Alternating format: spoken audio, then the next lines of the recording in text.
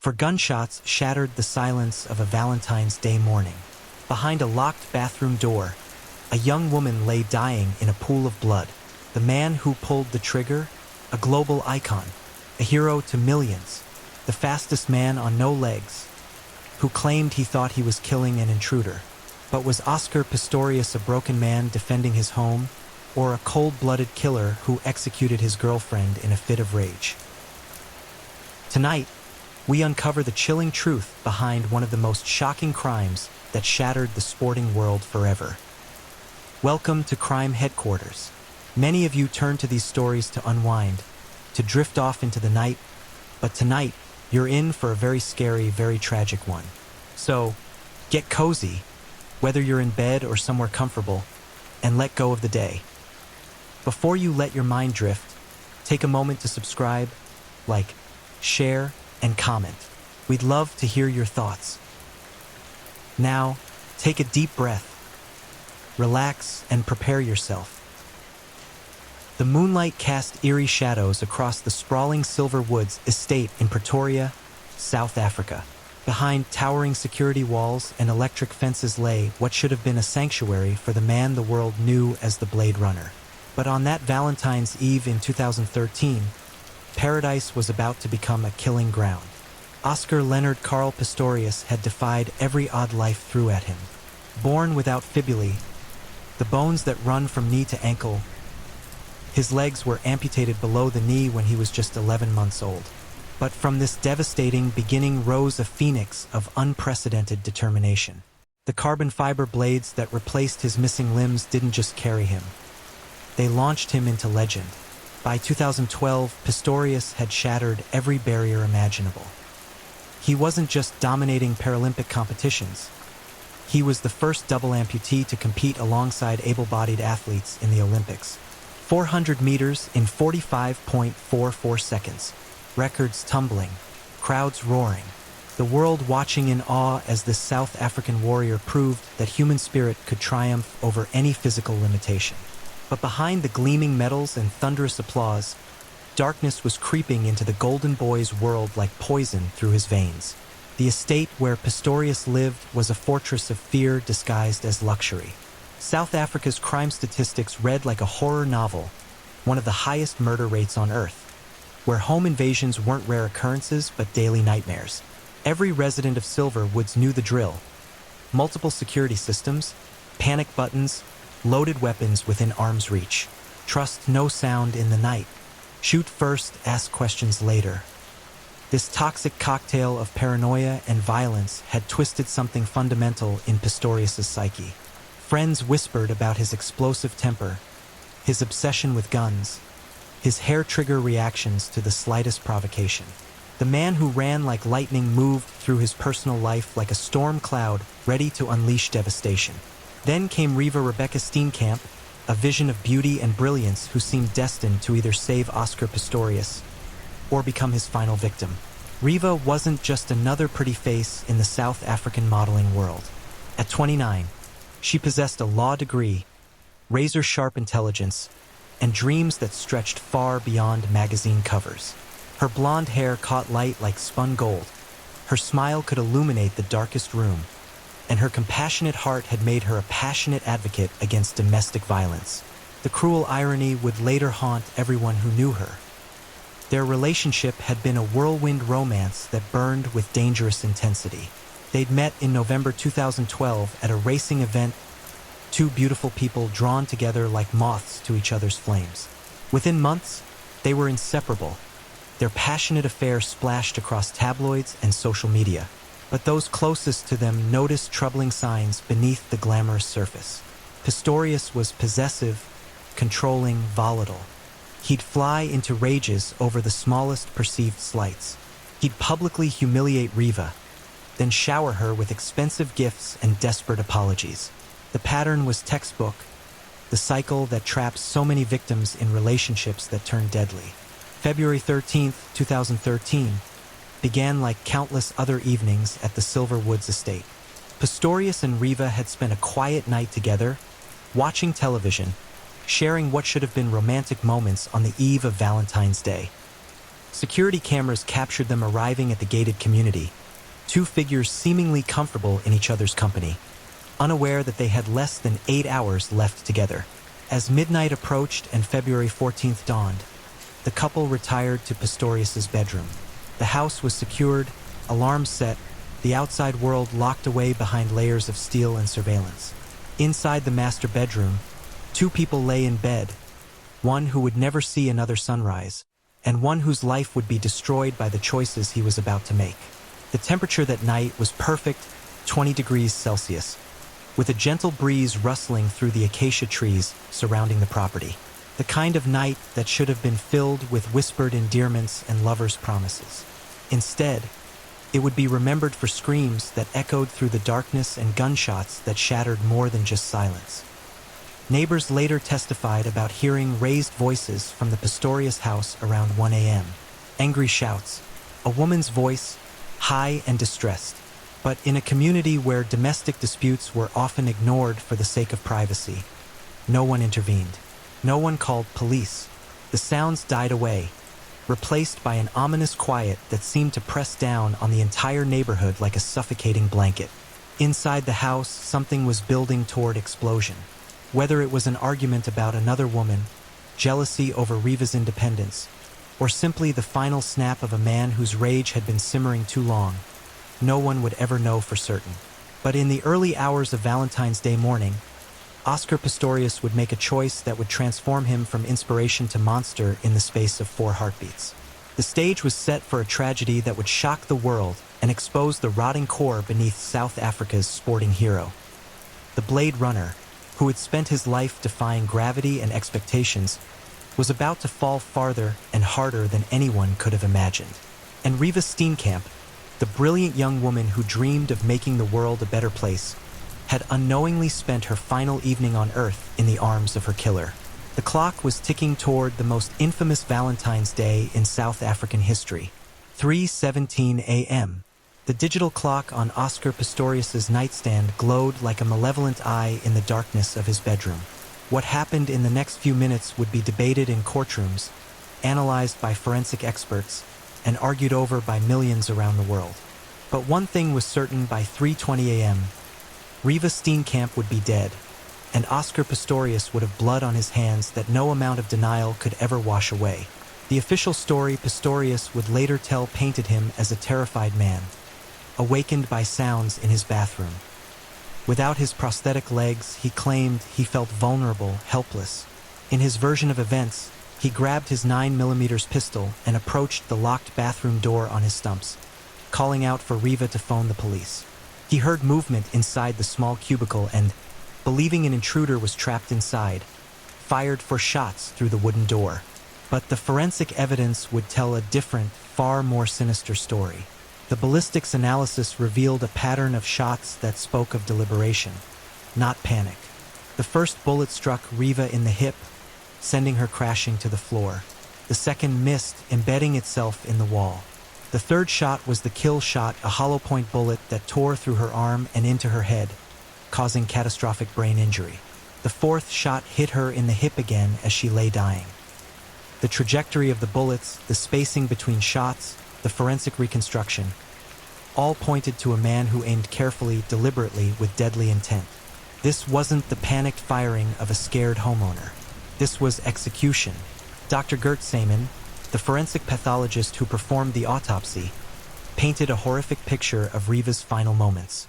She would have been screaming after the first shot tore through her hip. The hollow-point bullet that killed her caused such devastating trauma that she would have died almost instantly. But the evidence suggested she was conscious and aware when the shooting began, aware that the man she loved was trying to kill her. The bathroom where Riva died became a crime scene of unspeakable horror. Blood splattered the walls like abstract art painted in human suffering. The wooden door was splintered and torn where the bullets had punched through. Fragments of bone and tissue were embedded in the walls. The smell of gunpowder mixed with the metallic stench of blood created an atmosphere that investigating officers would never forget. But perhaps most chilling of all was what wasn't found at the scene. There was no sign of forced entry, no evidence of any intruder. The ladder that Pistorius claimed, he'd seen leaning against his balcony was never found. The alarm system showed no signs of being triggered. The only people in the house that night were Oscar and Riva, and now only one of them was still breathing. The first person to arrive on the scene was Dr. Johann Stipp, a neighbor who had been awakened by what he described as blood-curdling screams, followed by gunshots. When he rushed to help, he found Pistorius in the driveway, frantically calling for help.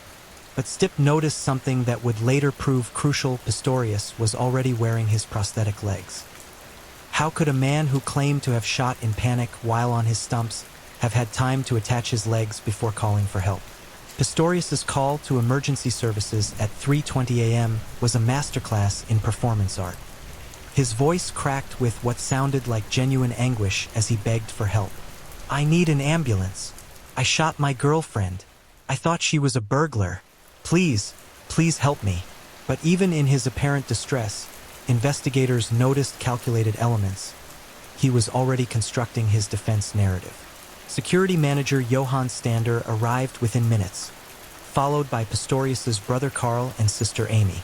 They found a scene of apparent devastation. Pistorius covered in blood, cradling Riva's lifeless body, sobbing and praying.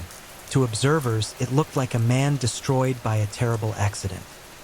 But forensic experts would later determine that much of the blood on Pistorius had been transferred after death, when he carried Riva's body downstairs, staging that supported his version of events rather than proving his innocence. The paramedics who arrived at 3:42 a.m. found Riva's body in the entrance hall, where Pistorius claimed to have carried her after breaking down the bathroom door with a cricket bat. But their examination revealed she had been dead for some time. The massive head trauma from the hollow point bullet had killed her almost instantly. All of Pistorius's frantic attempts at CPR were nothing more than theater for the gathering crowd of responders. As dawn broke over Pretoria, news of the shooting began to leak out. Initial reports suggested a tragic case of mistaken identity. South Africa's beloved Paralympic champion had accidentally killed his girlfriend while defending his home. The narrative fit perfectly with the country's crime-plagued reality, and many were prepared to accept it at face value. But Detective Warrant Officer Hilton Botha, the first investigating officer on the scene, wasn't buying it. His trained eye spotted inconsistencies immediately. The pattern of blood spatter, the trajectory of the bullets, the lack of any evidence supporting the intruder theory. Everything pointed to a domestic violence incident that had escalated to murder. By 6 a.m., Oscar Pistorius was under arrest for murder. The golden boy of Paralympic sport was led away in handcuffs, his world collapsing around him like a house of cards in a hurricane. The man who had inspired millions with his courage and determination was now facing the rest of his life in prison for the most cowardly act imaginable, killing an unarmed woman who had loved and trusted him. The Valentine's Day massacre had claimed 2 lives. Riva's was lost forever, and Oscar's was about to be destroyed by the consequences of his actions. As news of the shooting spread around the world, millions of fans struggled to reconcile the hero they cheered with the killer he'd become. The Blade Runner had run his final race, and this time he'd crossed a finish line from which there could be no return. In the morgue where Riva's body lay cold and still, the dreams of a brilliant young woman had been silenced forever by 4 bullets and a man's uncontrollable rage. The girl who had campaigned against domestic violence had become its most famous victim, killed by the very type of man she'd worked to expose. Valentine's Day 2013 would be remembered not for love, but for the horrific moment when a sporting legend became a murderer and paradise became hell. The North Gauteng High Court in Pretoria had witnessed many dramatic trials, but nothing could have prepared it for the media circus that descended when Oscar Pistorius faced his day of reckoning. March 3, 2014, the date that would determine whether the world's most famous Paralympian was a cold-blooded killer or a tragic victim of circumstances. Judge Thokozile Masipa, a calm and dignified woman who had made history as one of South Africa's first black female judges, presided over what became the most watched trial in the country's post-apartheid history. Her courtroom became a battleground where 2 narratives would clash with devastating intensity: the state's case for premeditated murder versus the defense's plea of tragic accident. Lead prosecutor Jerry Nell was a legal predator known throughout South Africa as the Pit Bull. a man whose relentless pursuit of justice had toppled politicians and powerful businessmen. Lean, intense, with piercing eyes that seemed to see through deception like X-rays, Nell had built his reputation by dismantling lies with surgical precision. He knew that convicting Oscar Pistorius would be the fight of his career, and he was ready for war. Opposing him was Barry Rue, one of South Africa's most expensive and effective defense attorneys. Silver-haired, smooth-talking, with a reputation for turning guilty clients into sympathetic victims, Rue commanded fees that only the ultra-wealthy could afford. His strategy was clear from day one: paint Oscar as a broken man, traumatized by South Africa's violent crime culture, who made a tragic mistake in a moment of terror. The courtroom itself became a theater of human drama. Oscar's family occupied the front rows: his uncle Arnold, his brother Carl, his sister Amy, their faces masks of anguish and determination. Across the aisle sat Riva's parents, Barry and June Steenkamp, their grief palpable, their dignity heartbreaking. Between them sat the man whose actions had destroyed both families, Oscar Pistorius, looking smaller and more vulnerable than he had ever appeared on any running track. The prosecution's case began with a chilling recreation of the crime scene. Forensic expert Captain Christian Mangina took the court through every horrific detail of the shooting. Using laser pointers and detailed diagrams, he demonstrated how the bullets had torn through the bathroom door and into Riva's body. His testimony was clinical, precise, and utterly devastating. The first shot struck the deceased in the right hip, Mangina explained, his pointer tracing the bullet's path. This would have caused her to fall backwards onto the toilet seat. She would have been screaming. The courtroom was silent except for the sound of June Steenkamp's muffled sobs. The second shot missed the deceased and struck the wall. The third shot, this was the fatal shot, struck her right arm and then her head, causing catastrophic brain injury. The fourth shot hit her in the hip area again. Each word was a nail in Pistorius's coffin. Each detail another brick in the wall of evidence that suggested deliberate murder rather than panicked accident. The ballistics evidence was damning. The shots were fired from a height consistent with someone wearing prosthetic legs, not from the low angle that would be expected from someone on stumps. The spacing between shots suggested careful aim rather than panicked spraying. Most devastating of all, the pattern indicated that the shooter had moved during the firing sequence, evidence of deliberation that contradicted every aspect of Pistorius's story. But it was the testimony of the neighbors that truly shattered the defense's narrative. Michelle Berger, who lived 177 meters away, described being awakened by blood-curdling screams. A woman's screams that continued throughout the shooting. Her husband, Charles Johnson, corroborated her account. Estelle van der Merwe heard arguing before the shots. Dr. Johan Stipp heard screaming, then gunshots, then more screaming. The pattern was consistent and terrifying. Riva had been screaming before, during, and after the shooting. She was awake, she was aware, and she was terrified. This wasn't a case of mistaken identity. This was a woman being murdered by someone she knew and trusted. Prosecutor Nell painted a picture of escalating domestic violence. He presented evidence of Pistorius's explosive temper, his obsession with guns, his pattern of controlling and aggressive behavior toward women. Text messages between Oscar and Riva revealed a relationship in crisis, arguments about his jealousy, his mood swings, his intimidating behavior. One message was particularly chilling. Just weeks before her death, Riva had texted Oscar, "I'm scared of you sometimes and how you snap at me and how you will react to me." It was the voice of a victim, reaching out from the grave to testify against her killer. The defense's case rested entirely on portraying Oscar as a victim of South Africa's violent crime culture. Barry Rue painted a picture of a disabled man, made paranoid by the country's horrific crime statistics, who had acted in genuine fear for his life. He brought in expert witnesses to testify about the psychological impact of disability, the prevalence of home invasions, the fight-or-flight response that could cause rational people to make irrational decisions. But when Oscar took the stand in his own defense, the carefully constructed narrative began to crumble like sand. For 5 agonizing days, Jerry Nell tore into Pistorius with the precision of a surgeon and the ruthlessness of an executioner. Every inconsistency in his story was exposed, every lie laid bare, every attempt at emotional manipulation met with cold, hard facts. You're not taking responsibility for your actions, Mr. Pistorius. Nell pressed, his voice rising with prosecutorial fury. You killed Riva Steenkamp, didn't you? I made a mistake, my lady, Pistorius replied, his voice breaking as he addressed the judge. I made a mistake. You killed her intentionally, Nell thundered. You shot and killed her intentionally.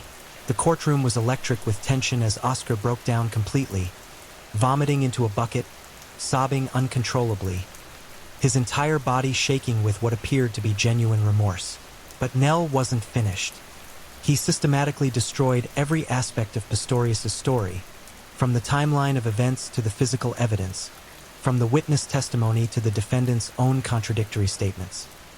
The psychiatric evaluation ordered by the court found Pistorius fit to stand trial but suffering from generalized anxiety disorder, a condition that might explain his paranoia but certainly didn't justify murder.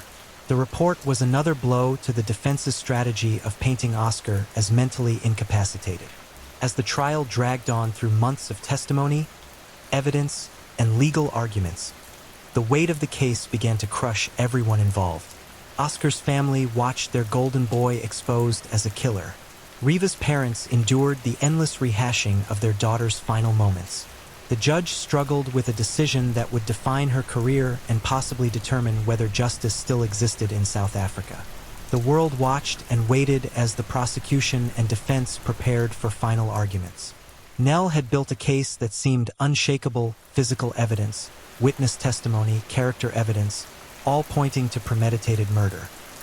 Rue had fought valiantly to save his client, but the facts were against him. In the corridors outside the courtroom, reporters from around the globe prepared their stories. Some would proclaim the triumph of justice. Others would mourn the fall of a hero.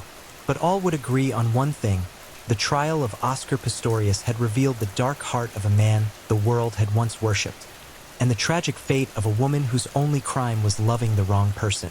The verdict was coming, and with it, the final judgment on whether the Blade Runner would spend the rest of his life in prison, or somehow escape the consequences of the most heinous Valentine's Day in South African history. September 11, 2014.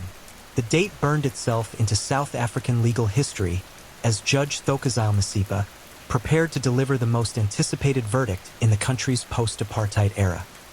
Outside the North Gauteng High Court, hundreds of protesters, journalists, and curious onlookers had gathered like vultures circling carrion. The world held its breath as the fate of Oscar Pistorius hung in the balance. Inside the packed courtroom, the tension was suffocating. Oscar sat in the dock, his hands clasped so tightly his knuckles had turned white.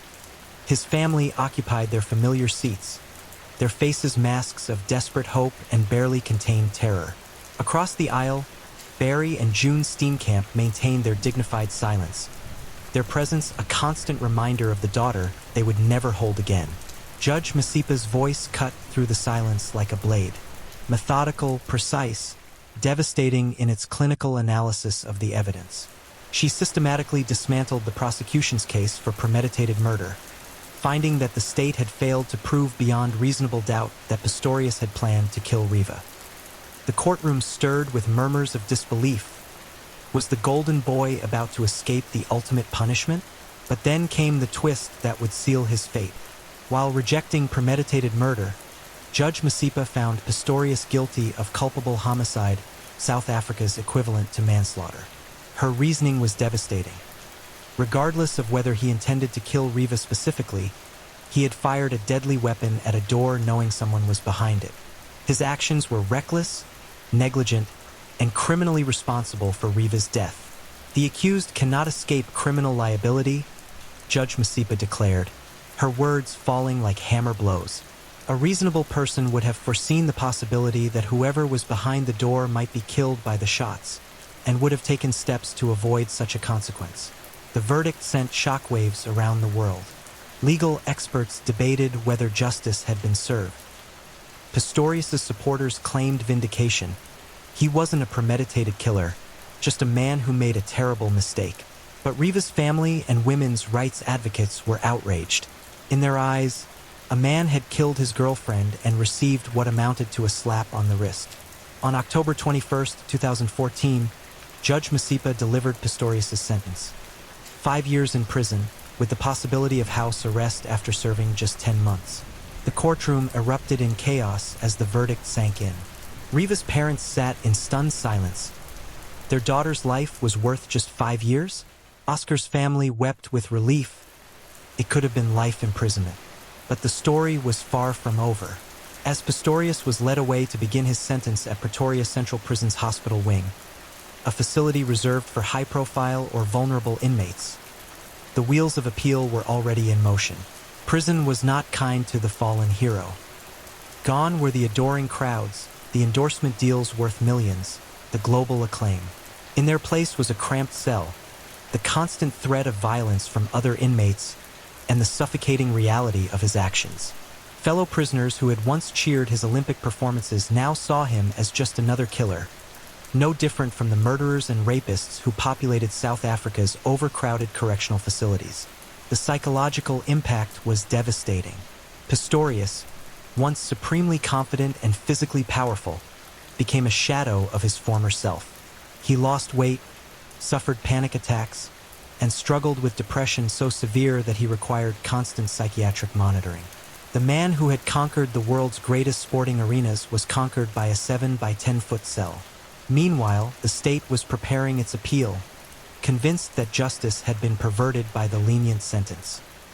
Chief Prosecutor Jerry Nell, his reputation as a legal pit bull intact despite the verdict, argued that Judge Masipa had made fundamental errors in her interpretation of the law. The case would go to South Africa's Supreme Court of Appeal, where 5 of the country's most senior judges would determine whether Pistorius' conviction should be upgraded to murder. On October 19, 2015, exactly 11 months after his original sentencing, Oscar Pistorius walked out of prison on house arrest. Fitted with an electronic ankle bracelet and confined to his uncle's mansion in Waterkloof, he was technically free but practically imprisoned by his infamy. The man who had once inspired millions was now a pariah, his name synonymous with domestic violence and the abuse of fame and privilege. But his freedom was short-lived and illusory. On December 3, 2015, the Supreme Court of Appeal delivered a verdict that sent shockwaves through South Africa's legal system. In a unanimous decision, the 5 appeal judges overturned the culpable homicide conviction and found Pistorius guilty of murder. Their reasoning was simple but devastating under South African law. Anyone who intentionally fires a deadly weapon at another person, regardless of their identity, is guilty of murder if that person dies. Justice Eric Leach, delivering the court's verdict, was scathing in his criticism of the original judgment. It is inconceivable that a rational person could have believed he was entitled to fire at this person with a heavy-caliber firearm, he declared. The identity of his victim is irrelevant to his guilt. The reclassification to murder carried a mandatory minimum sentence of 15 years in prison. Pistorius was ordered to report back to prison immediately. His brief taste of conditional freedom shattered like his reputation.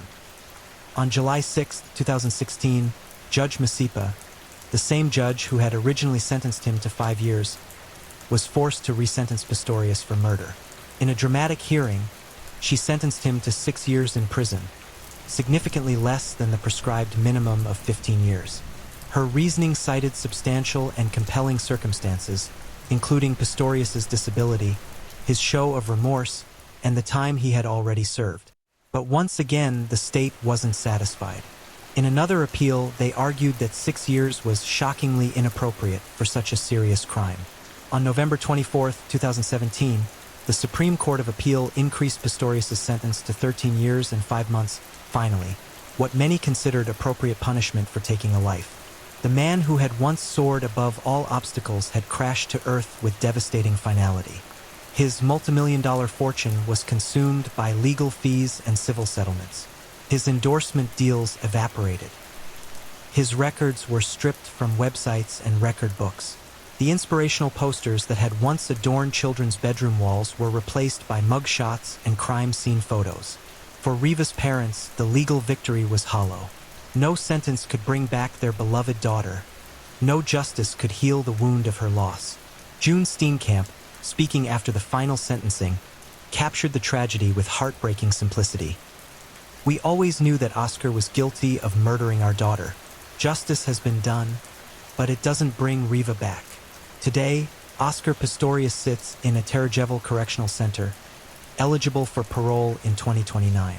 The man who once ran faster than anyone thought possible now walks the prison yard at regulation pace, his Blade Runners replaced by regulation prison sandals. He has become a case study in how quickly fame can turn to infamy, how completely a hero can become a villain. The Riva Steenkamp Foundation, established by her parents to combat domestic violence, continues her work of protecting vulnerable women. Her legacy lives on in the lives saved by education and advocacy. But for every life the foundation saves, there remains the bitter knowledge that the woman who inspired it could not save herself from the man she loved. The Valentine's Day massacre of 2013 destroyed 2 families and exposed the dark reality behind South Africa's hero worship culture. It proved that fame, talent, and inspiration are no shields against the human capacity for violence. Most tragically of all, it silenced forever the voice of a brilliant young woman whose only crime was believing in the goodness of a man who had none left to give. In the end, Oscar Pistorius got what he deserved, not the death penalty that some called for, but something perhaps worse for a man who lived for public adulation. He received invisibility, irrelevance, and the slow, grinding punishment of being forgotten by a world that once cheered his name. The Blade Runner's race is over. The only finish line that awaits him now is the prison gate he'll walk through when his debt to society is finally paid. And even then, he'll carry the weight of Riva's death for the rest of his life, a burden heavier than any medal, more permanent than any record, and as inescapable as the blood that stained his hands on that terrible Valentine's Day morning. The golden boy became a killer. The hero became a monster, and justice, though delayed and imperfect, eventually found its mark. Story 2. The Chikatilo Murders, 1978 to 1990. In the depths of Soviet darkness, where state secrets buried truth and terror stalked the innocent, one man's insatiable hunger for blood would paint the forests red with horror.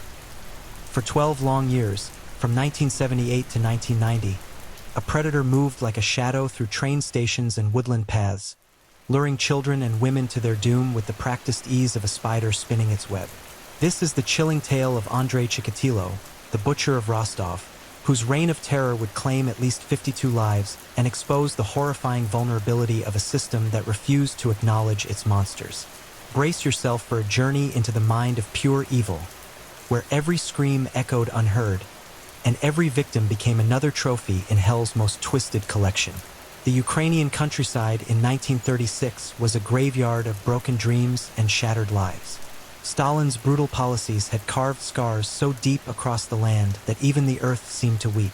Into this world of suffering was born Andrei Romanovich Chikatilo on October 16th in the village of Yabloknoy.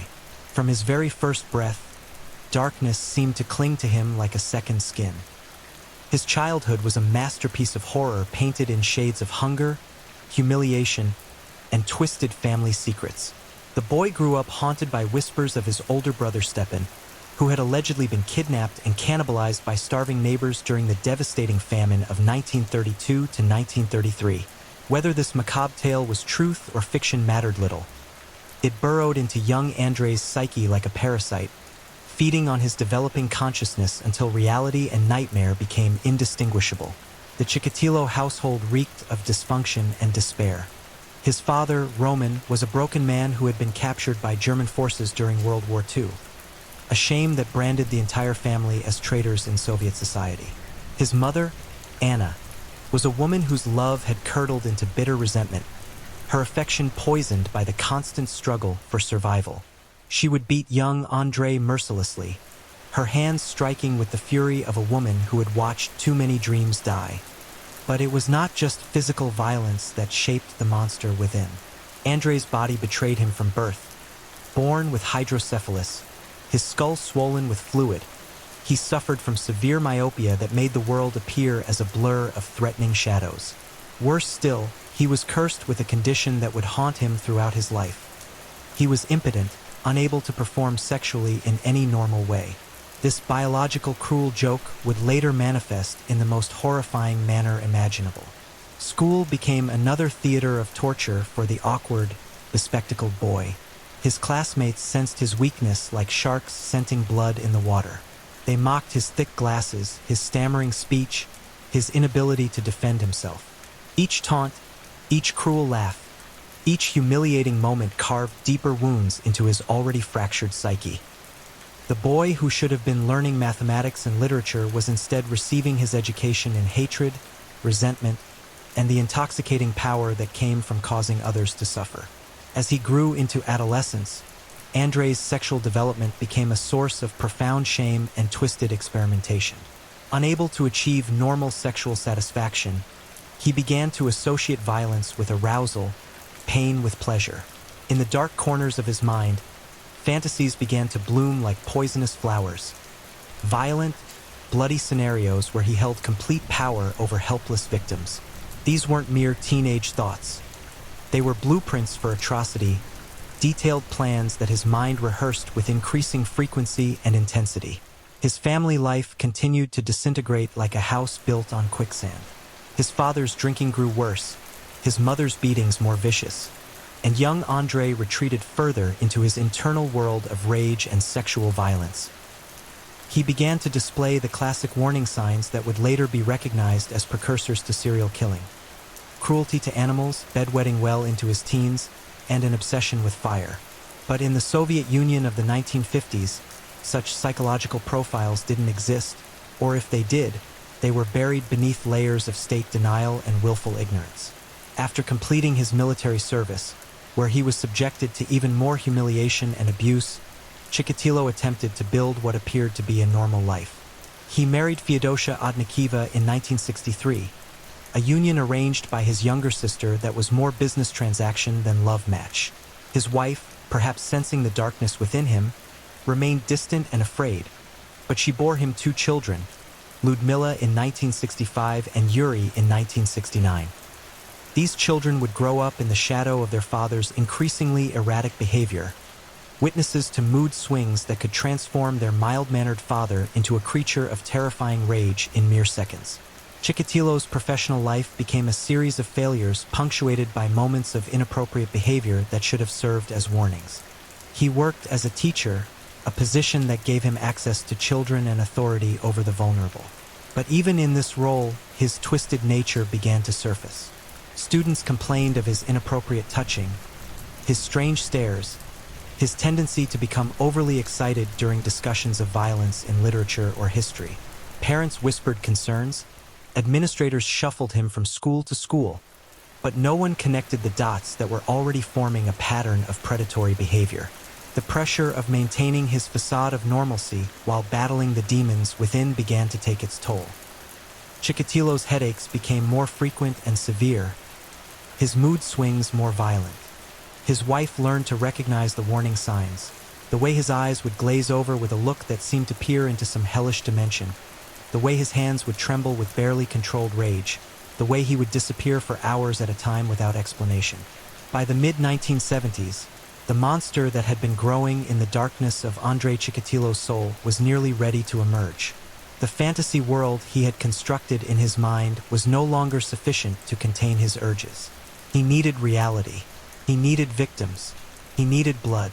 The final transformation began with what seemed like innocent encounters, chance meetings with young people at bus stops, train stations, and on quiet country roads. He would engage them in conversation, his mild manner and authoritative bearing putting them at ease. But behind his thick glasses, his eyes were already selecting them, categorizing them, planning their destruction with the methodical precision of a butcher examining livestock. His first tentative experiments with violence were crude, desperate attempts to satisfy urges he didn't fully understand. A fondle here, an inappropriate touch there, escalating incidents that should have landed him in prison, but somehow slipped through the cracks of a system more concerned with maintaining the illusion of Soviet perfection than protecting its most vulnerable citizens. The stage was set. The monster was ready. And somewhere in the vast expanse of the Soviet Union, innocent people were going about their daily lives, completely unaware that death itself was learning to walk among them, preparing to hunt with a hunger that could never be satisfied.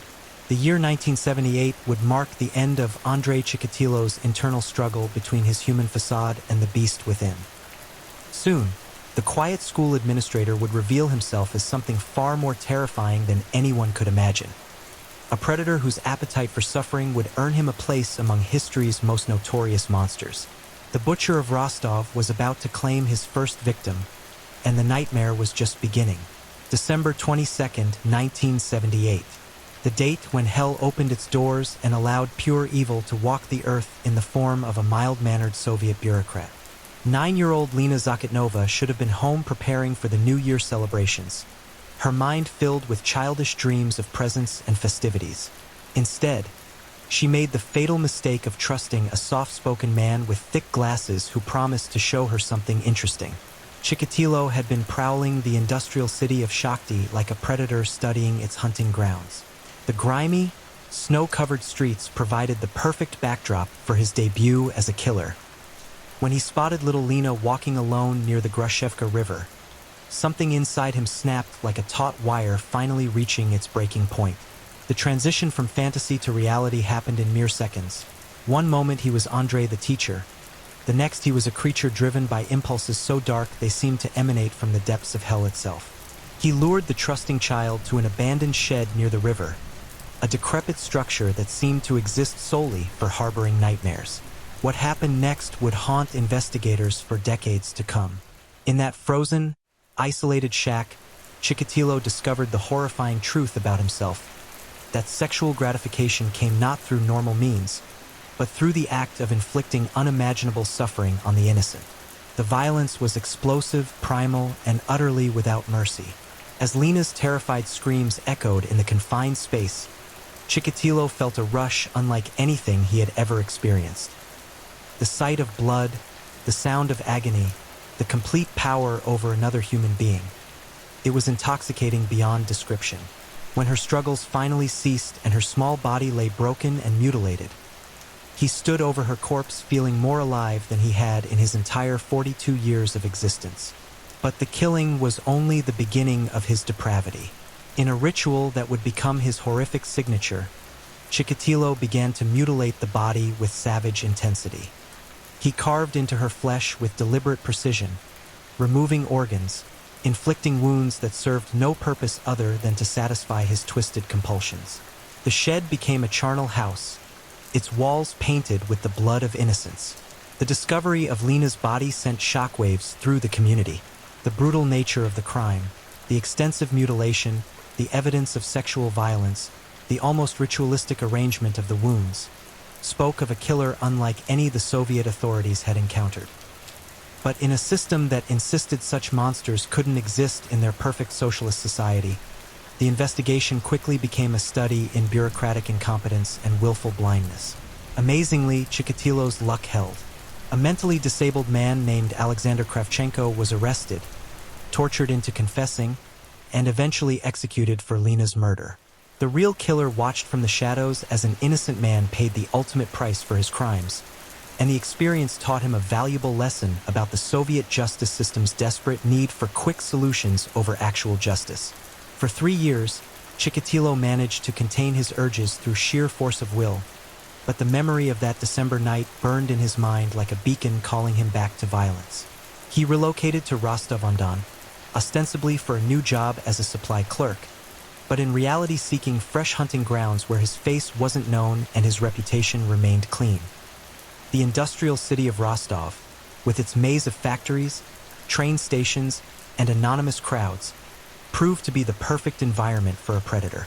The constant movement of people, the struggling economy that forced many to travel long distances for work, and the general atmosphere of urban alienation created ideal conditions for someone who preferred to hunt on the margins of society. September 3, 1981, marked Chikatilo's return to murder. 17-year-old Larissa Tkachenko was waiting for a bus when she encountered the soft-spoken man who would become her executioner. He convinced her to walk with him into a nearby forest, promising her a good time and perhaps some money. lies that would become his standard method of luring victims to their doom. The forest clearing where he killed Larissa became his outdoor torture chamber. The sounds of her terror were swallowed by the indifferent trees as Chikatilo unleashed 3 years of pent-up rage and sexual frustration upon her young body. This time, his violence was even more extreme, more calculated.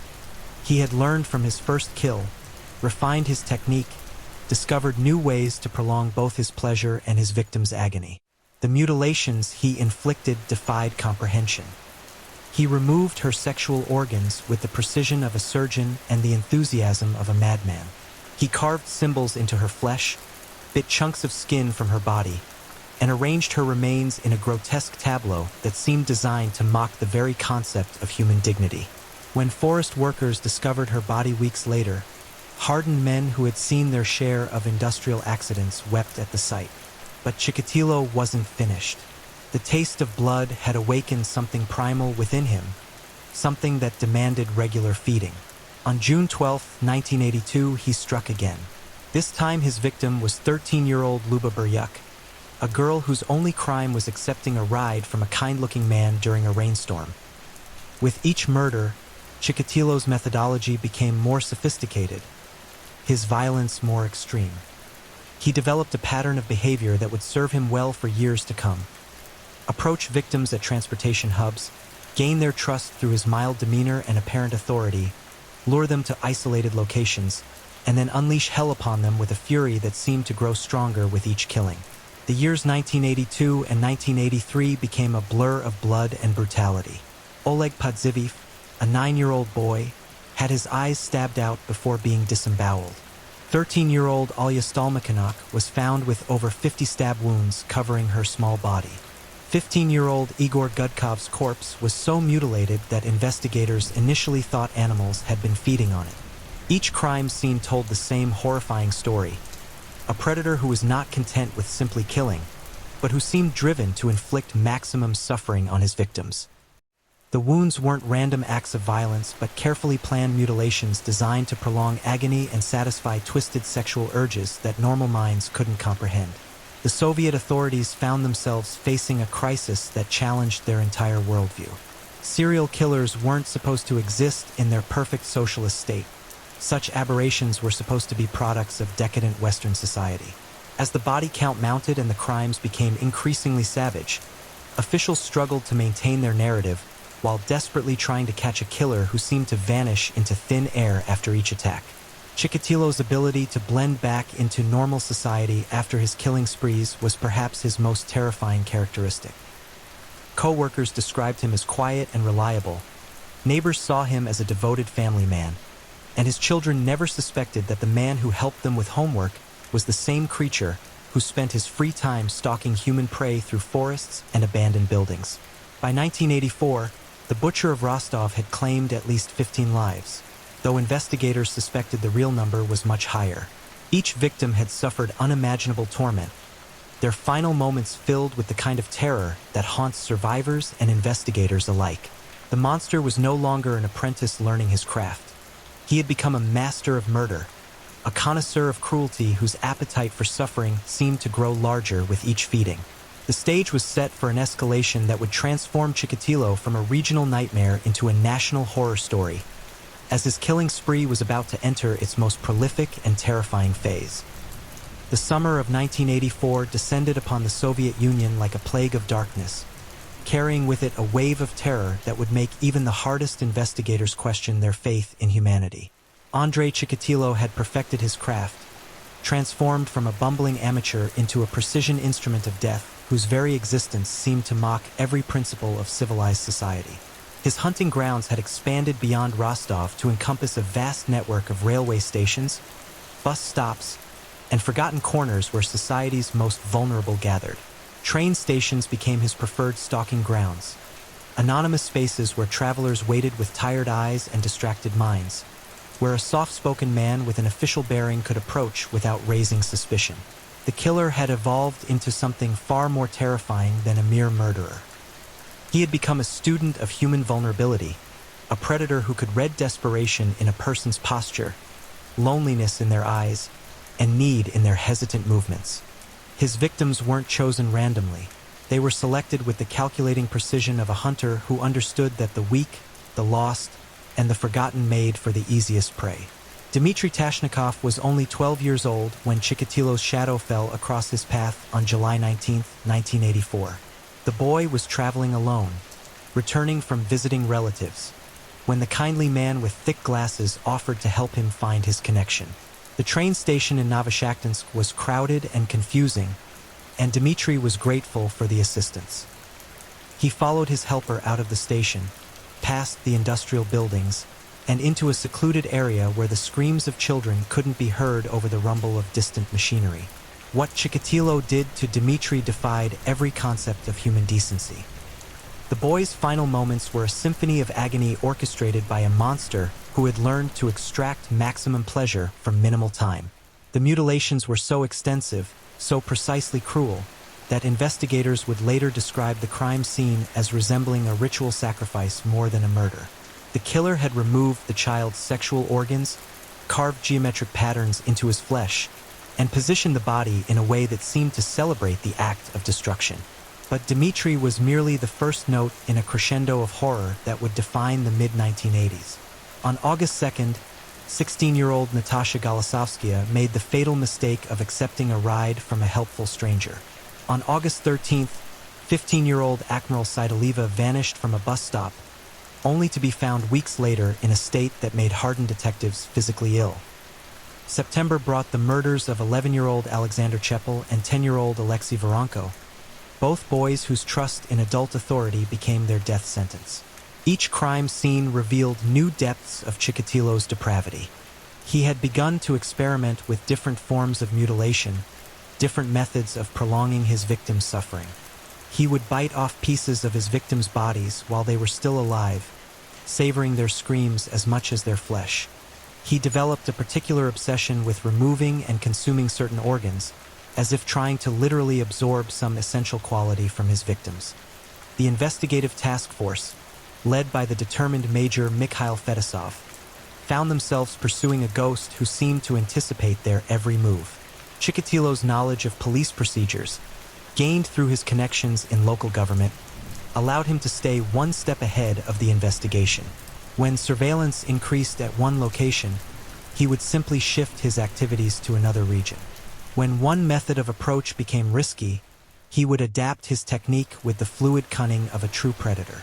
The year 1985 brought a brief respite that gave investigators false hope that their quarry might have been killed, imprisoned, or moved away. But Chikatilo hadn't stopped.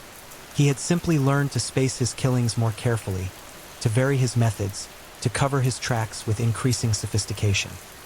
When the murders resumed in earnest during the summer of 1985, they carried a new level of calculated brutality that spoke of a killer who had used his time to perfect his craft.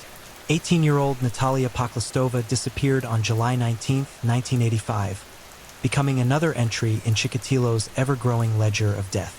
Her body, when finally discovered, showed evidence of torture so systematic and prolonged that investigators realized they were dealing with someone who had transformed murder into an art form. A twisted, perverted art form that celebrated suffering as its highest aesthetic. The psychological impact on the investigation team was becoming unbearable. Detectives who had served in Afghanistan, who had seen the worst that war could offer, found themselves unable to sleep after viewing Chikatilo's crime scenes. The level of hatred required to inflict such wounds, the depths of sadism necessary to prolong such agony, challenged their fundamental understanding of human nature. Children began to vanish with increasing frequency. 13-year-old Sergei Markov disappeared on May 16, 1987. 12-year-old Oleg Makarenkov was found mutilated beyond recognition on July 29.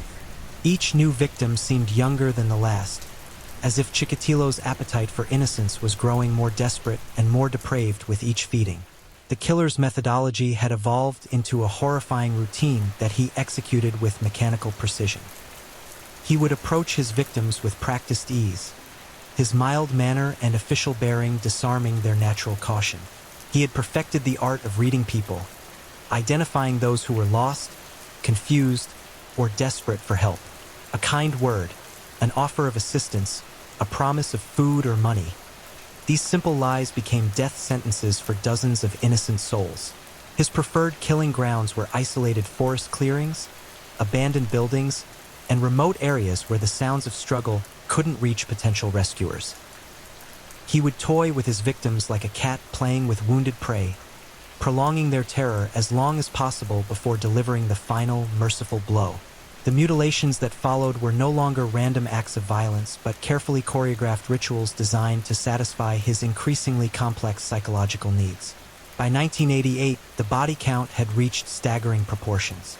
Conservative estimates placed the number of victims at over 30, but investigators suspected the true toll was much higher. Some bodies had never been found. Some cases had been misclassified as accidents or attacks by wild animals, and some victims had simply vanished without a trace into the vast, anonymous landscape of the Soviet Union. The Butcher of Rostov had become more than a serial killer. He had become a force of nature, an unstoppable engine of destruction that seemed to feed on the very innocence of society itself. His reign of terror had reached its peak, but the monster's appetite showed no signs of diminishing. If anything, it seemed to be growing stronger, demanding more frequent feedings, more elaborate rituals of death. The stage was set for the final act of this horrifying drama, as investigators closed in on their quarry, while the killer himself prepared to escalate his activities to levels that would shock even those who thought they had seen the worst that human evil could offer. The autumn of 1988 brought with it an air of desperation that seemed to permeate every corner of the Soviet investigative machinery. For over a decade, the Butcher of Rostov had stalked the railways and forests with impunity, leaving behind a trail of mutilated corpses that haunted the nightmares of everyone connected to the case. The pressure from Moscow was becoming unbearable, the media attention impossible to suppress, and the public's faith in their government's ability to protect them was crumbling like ancient mortar. But within this atmosphere of despair, a new player was about to enter the game, one whose methodical approach and psychological expertise would finally prove capable of matching wits with the monster who had eluded capture for so long. Senior investigator Isa Kostoyev, a man whose reputation for solving impossible cases preceded him like the shadow of death itself, was assigned to head a new task force dedicated exclusively to capturing the killer. Kostoyev brought with him something that had been sorely lacking in the previous investigations, an understanding that they weren't hunting an ordinary criminal, but a psychological aberration whose motivations defied conventional logic. He assembled a team that included forensic experts, criminal psychologists, and investigators who specialized in the darkest corners of human behavior. For the first time since the killings began, law enforcement was approaching the case with the sophistication it demanded. Meanwhile, Chikatilo's bloodlust had entered a new phase of frenzied acceleration. The long intervals between killings that had characterized his earlier years gave way to a killing spree of terrifying intensity. It was as if the approaching end of the decade had triggered some internal countdown mechanism that demanded he claim as many victims as possible before his time ran out. On January 14, 1988, he murdered 11-year-old Alexei Voronko with a savagery that surpassed even his own horrific standards. The boy's body was found carved up like a butcher's practice dummy, every wound carefully placed to maximize suffering while prolonging life just long enough to savor the victim's terror. The crime scene was so disturbing that several investigators had to be treated for psychological trauma after viewing it. March brought the murder of 16-year-old Yura Tereshchenok, whose disappearance from a Shakhty train station triggered the largest manhunt in the region's history. When his body was discovered 3 weeks later in a forest clearing that had become one of Chikatilo's preferred killing grounds, the level of mutilation was so extreme that identification was possible only through dental records. The killer had spent hours with this victim, turning murder into a prolonged ritual of sadistic gratification. But it was the murder of 15-year-old Alyosha Kobatov in May that finally provided investigators with their first real breakthrough. A witness had seen the boy talking to a tall, thin man with thick glasses near the Shakhty train station, the first solid description of the killer that authorities had obtained in over a decade of investigation. The witness described the man as well-dressed, soft-spoken, and carrying himself with the bearing of someone in authority. Kostoyev seized upon this description with the intensity of a bloodhound catching a scent. He ordered increased surveillance at railway stations throughout the region, focusing on men who matched the physical description.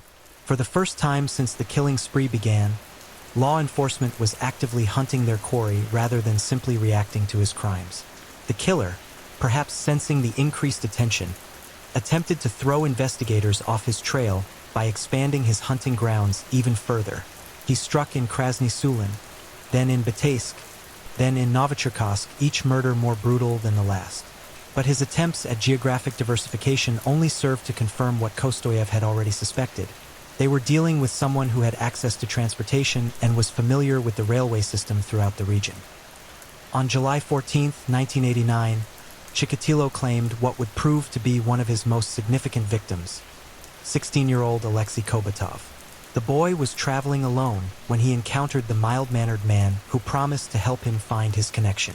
Hours later, his mutilated remains were discovered in a forest clearing that had been transformed into an outdoor abattoir. The killer had removed the boy's sexual organs, carved symbols into his chest, and arranged the body in a pose that seemed to mock the very concept of human dignity. But this murder would prove to be Chikatilo's undoing. A railway police officer had noticed a man matching the killer's description near the station around the time of Alexei's disappearance. More importantly, the officer had noted that the man seemed nervous, agitated, and had blood stains on his clothing that he couldn't adequately explain when questioned. The net was finally closing. Kostoyev's task force had identified their primary suspect, though they still lacked the evidence necessary to make an arrest that would stand up in court. They began conducting round-the-clock surveillance on Andrei Chikatilo, watching his every movement, documenting his travels, and waiting for him to make the mistake that would give them the justification they needed to end his reign of terror. The final act of this horrific drama began on November 6, 1990, when Chikatilo boarded a train in Rostov bound for Novocherkassk. Unknown to him, his every movement was being monitored by a surveillance team that had been tracking him for weeks. When he approached a young woman at the Donlaska station, investigators moved to intervene, but they were too late to prevent what would become his final murder. 22-year-old Svetlana Korostik had been waiting for a connecting train when the soft-spoken man with thick glasses offered to help her find a more comfortable place to wait. She followed him into the woods near the station, trusting in his official manner and apparent concern for her welfare. What happened next in those dark trees was a culmination of 12 years of escalating violence, a final explosive release of hatred that had been building inside Chikatilo like pressure in a boiler. When Svetlana's body was discovered the next morning, even hardened investigators who had seen dozens of Chikatilo's crime scenes were shocked by the level of brutality. He had spent hours with this victim, inflicting wounds that served no purpose other than to satisfy his twisted need to cause suffering. Her body bore over 40 separate wounds, each one precisely placed to prolong agony while avoiding vital organs until the very end. But this time, the killer had been careless. Witnesses had seen him near the station. His clothing was stained with blood when he returned home, and most damning of all, investigators had been watching him throughout the entire sequence of events. On November 20th, 1990, 12 years after little Lena Zakotnova had become his first victim, Andrei Chikatilo was finally arrested. The man who had terrorized an entire region, who had murdered at least 52 innocent victims, who had transformed the act of killing into a ritualistic art form, offered no resistance when the handcuffs were finally placed on his wrists. As he was led away, neighbors who had known him for years watched in stunned disbelief. The quiet bureaucrat who helped children with their homework, who seemed so mild-mannered and unremarkable, had been revealed as one of history's most prolific and sadistic serial killers. His trial became a media sensation that exposed the full scope of his crimes to a horrified public. For days, the courtroom heard testimony about murders so brutal, so utterly devoid of human compassion, that spectators wept openly and journalists struggled to find words adequate to describe the evidence being presented. Chikatilo himself seemed to revel in the attention, providing detailed confessions that revealed the depth of his psychological aberrations. He described his crimes with the detached precision of a scientist discussing laboratory experiments, showing no remorse for the suffering he had inflicted and no comprehension of the lives he had destroyed. On February 15, 1994, after exhausting all appeals, Andrei Chikatilo was executed by a single gunshot to the head.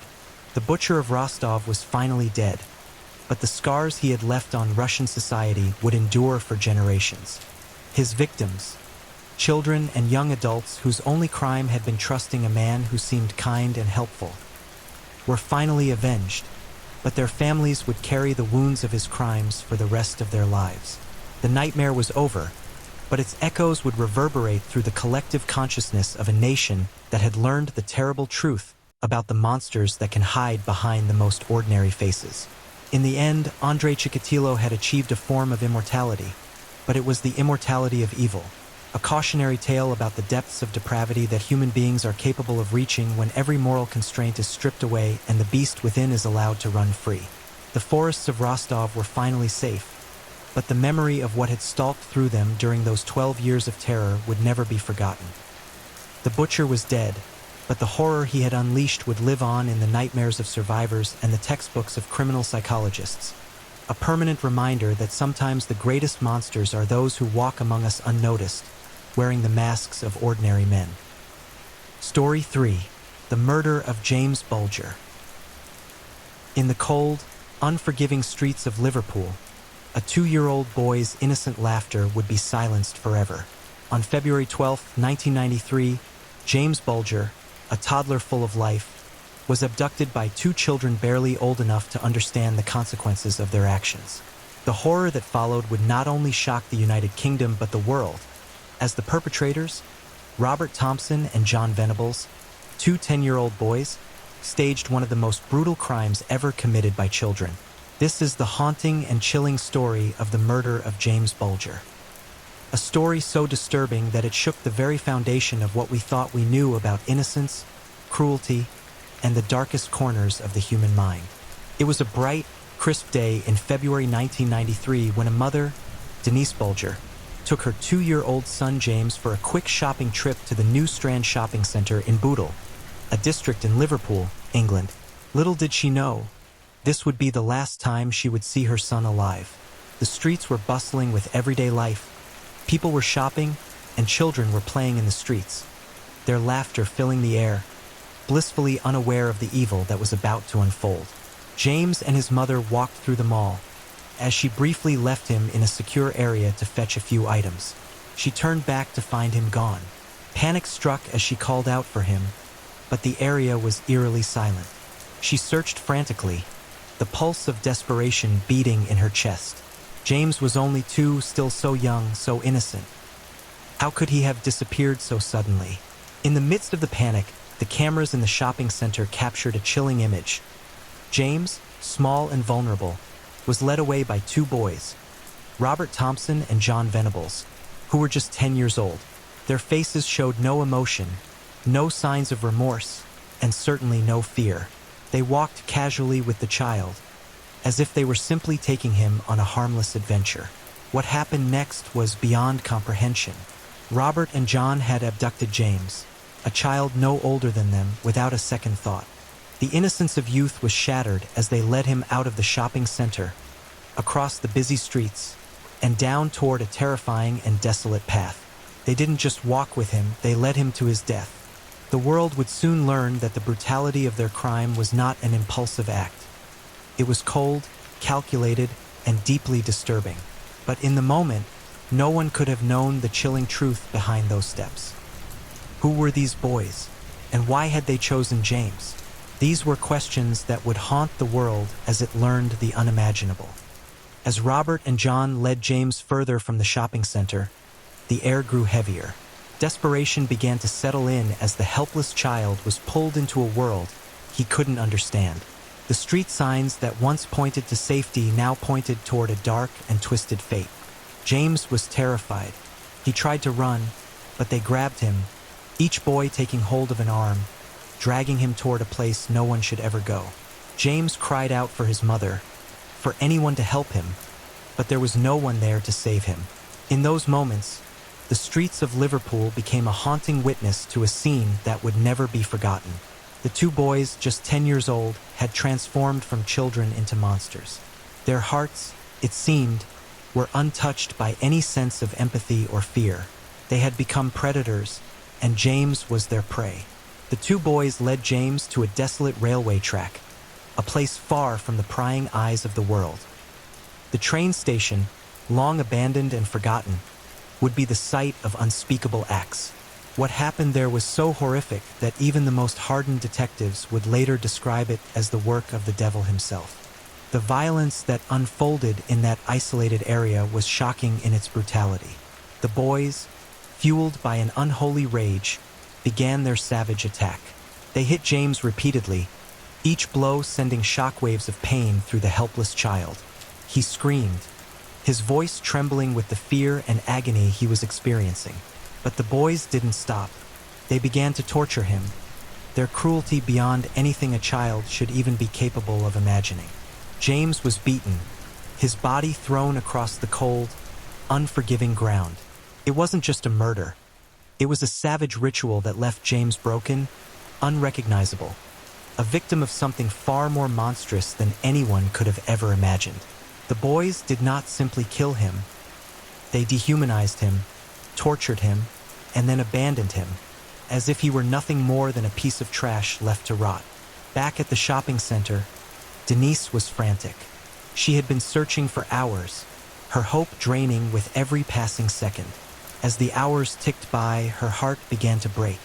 Where was her son? Was he lost? Was he frightened? The police were called, and a massive search effort began to piece together the timeline of James's disappearance. But little did they know, the path would lead them to a place far darker than they could have ever imagined. As the search for James intensified, the rest of the world had no idea what was happening in those desolate streets. No one knew that the child who had been taken so cruelly had already been subjected to such horror. The media, the public, and the police were desperate to find answers, and that's when the case took a shocking turn. A witness came forward. He had seen the two boys walking with James earlier that day. Robert Thompson and John Venables were not strangers to the authorities, though they were still just children. It seemed impossible that they could be responsible for something so heinous. But there, in the witness's statement, was a name that would soon become synonymous with terror. The police acted quickly, arresting both boys. But what they uncovered during their interviews was far worse than anyone could have imagined. Robert and John didn't just confess. They relived the brutality of their actions, explaining with terrifying clarity how they had murdered James. Their coldness, their lack of remorse, sent chills down the spines of everyone in the room. John Venables, in particular, seemed almost indifferent to the death of James. Robert Thompson, while slightly more emotional, was still remarkably detached. Their twisted motives, jealousy, boredom, and a desire for control, seemed so far beyond the realm of childhood behavior that they left the world speechless. The trial of Robert Thompson and John Venables would be one of the most shocking in British history. The world watched in horror as the two boys stood before a court of law, facing the consequences of their horrific actions. The media frenzy was unstoppable, and the public outrage reached a boiling point. How could children, barely more than babies themselves, commit such a brutal and senseless act of violence?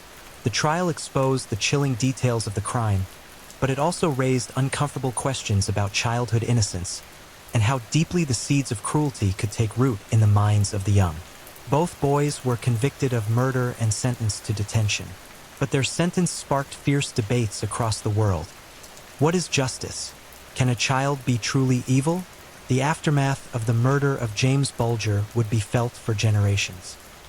The case shattered the idea of innocence in childhood, forcing society to confront the disturbing possibility that evil can lurk in the hearts of those who are meant to be protected. Robert Thompson and John Venables were released after serving just 8 years in prison, and their identities were sealed under a veil of secrecy. But their release didn't bring closure. It only raised new questions. What happens to the children who commit the most horrific crimes? Do they deserve a second chance? Can they ever truly be free from the darkness that led them to murder? The story of James Bulger is not just about a tragic death. It is a haunting reminder that the line between innocence and evil is often thinner than we can comprehend. And in the case of two 10-year-old boys, the result was a chilling tale of violence and the innocence lost forever. the murder of James Bulger will never be forgotten. It stands as one of the darkest moments in recent history, a crime so brutal that it shook the world to its core. The chilling fact that the perpetrators were children themselves left an indelible mark on society. Today, James's name lives on, a reminder that sometimes the true horror lies not in the perpetrator's age, but in the twisted evil that can manifest in the most unexpected places. Story 4. The Killing of Laci Peterson. Christmas Eve 2002. While families across America gathered around twinkling lights and wrapped presents, a sinister darkness crept through the quiet streets of Modesto, California. A darkness that would shatter one family forever and expose a husband's most horrifying secret. Laci Peterson, radiant, 8 months pregnant, dreaming of her first Christmas as a mother, vanished without a trace. Her husband Scott would tell police she simply disappeared, gone, like morning mist. But beneath his calm exterior lurked something far more terrifying than anyone could imagine. What you're about to witness is not just a story of murder. It's a chilling descent into the mind of a man who could smile at cameras while his wife's body lay somewhere in the cold, dark depths of San Francisco Bay. A man who could lie to grieving families, manipulate an entire nation, and plan the perfect murder. This is the story of how love died and evil was born. The morning sun cast long, ominous shadows across the manicured lawns of Modesto's Covina Avenue as Detective Al Brocchini pulled up to 523 Covina Avenue on December 24, 2002. Something felt wrong, terribly, gut-wrenchingly wrong. The house stood like a monument to suburban perfection. Cream-colored stucco walls, perfectly trimmed hedges, a red-tiled roof that gleamed under California's winter sun.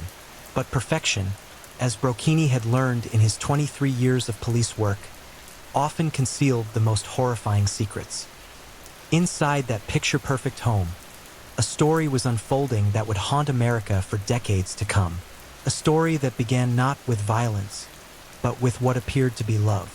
Scott Lee Peterson had always been the type of man who commanded attention without demanding it.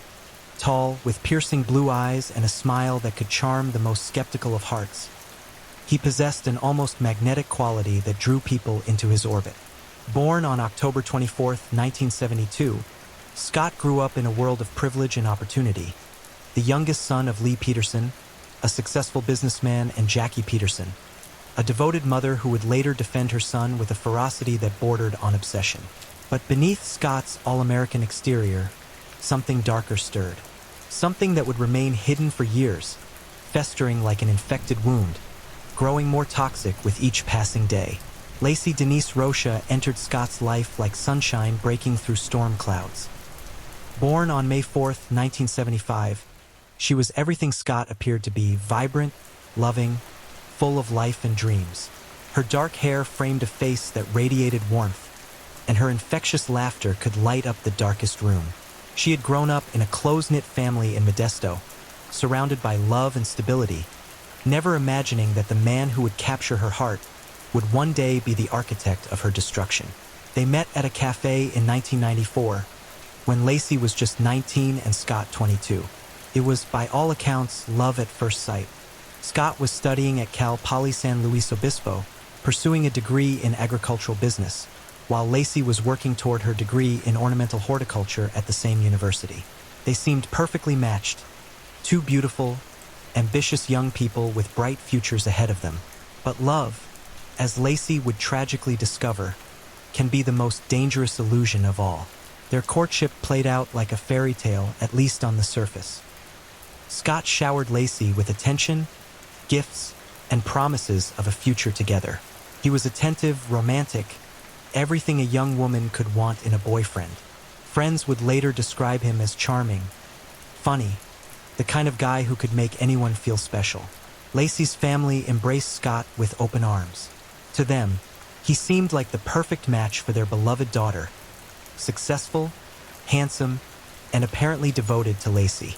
Her mother, Sharon Rocha, would later recall how Scott seemed to genuinely care for her daughter, how he made Laci happy in ways she had never seen before. But even then, in those early days of romance and promise, there were signs. subtle at first, like shadows creeping across a sunny afternoon. Friends would later remember moments when Scott's mask seemed to slip, revealing glimpses of something colder underneath. A cruel joke here, a manipulative comment there, moments when his charm felt forced, calculated. Lacey, young and in love, either didn't notice these red flags or chose to ignore them. She was building a life with the man she believed would be her forever partner, the father of her children, her happily ever after. She had no way of knowing that she was actually falling in love with her future killer. Scott and Lacey married on August 9, 1997, in a beautiful ceremony at Sycamore Mineral Springs Resort in San Luis Obispo County. The wedding photos show a radiant bride and a smiling groom, surrounded by family and friends celebrating what appeared to be a perfect union. Lacey wore her mother's wedding dress, a symbol of family tradition and continuity. Scott looked handsome in his tuxedo, every inch the devoted husband. But marriage, as Lacey would soon discover, had a way of revealing a person's true nature. The couple settled in Modesto, purchasing their dream home on Covina Avenue in 2000. The house became Lacey's sanctuary, a place where she could express her love for gardening and decorating. She threw herself into making their house a home, carefully selecting furniture, tending to her beloved garden, creating the perfect environment for the family she dreamed of starting. Scott, meanwhile, launched his fertilizer business, trading in agricultural products. On paper, everything looked perfect, but behind closed doors, the fairy tale was beginning to crumble. Friends and family would later testify to subtle changes in Scott's behavior after marriage. The charming boyfriend became a more distant husband. The attentive suitor became someone who seemed increasingly burdened by the responsibilities of married life. He began spending more time away from home, claiming business obligations, golf games with friends, fishing trips that seemed to multiply with each passing year. Lacey, ever the optimist, attributed these changes to the normal adjustments of married life. She continued to love her husband with the same intensity as always, believing that their bond was strong enough to weather any storm. She had no idea that Scott was already laying the groundwork for the most horrific betrayal imaginable. In May 2002, Lacey made an announcement that should have brought nothing but joy to the Peterson household. She was pregnant. After 5 years of marriage, she and Scott were finally going to become parents. For Lacey, it was a dream come true. She had always wanted to be a mother, had always envisioned herself raising children in their beautiful Modesto home. The pregnancy progressed beautifully. Lacey glowed with the radiance that only expectant mothers possess. She threw herself into preparing for their baby with the same enthusiasm she brought to everything else in her life. She read parenting books, decorated the nursery, bought tiny clothes and toys. She talked endlessly about their future as a family, about the adventures they would have with their child. Scott's reaction to the pregnancy was markedly different, though few people noticed at the time. While he played the part of the excited father-to-be in public, those closest to him would later recall a man who seemed increasingly trapped, suffocated by the weight of impending fatherhood. The responsibility of a child, the permanence of it, seemed to terrify him in ways that he carefully concealed from his wife. But Lacey noticed, in her diary entries from this period, which would later become crucial evidence, she wrote about feeling lonely, about Scott being distant and distracted. She worried about their relationship, about whether Scott was as excited about the baby as she was. She wrote about trying to rekindle the romance in their marriage, about planning special dinners and surprises to bring them closer together. She had no way of knowing that Scott was already planning her murder.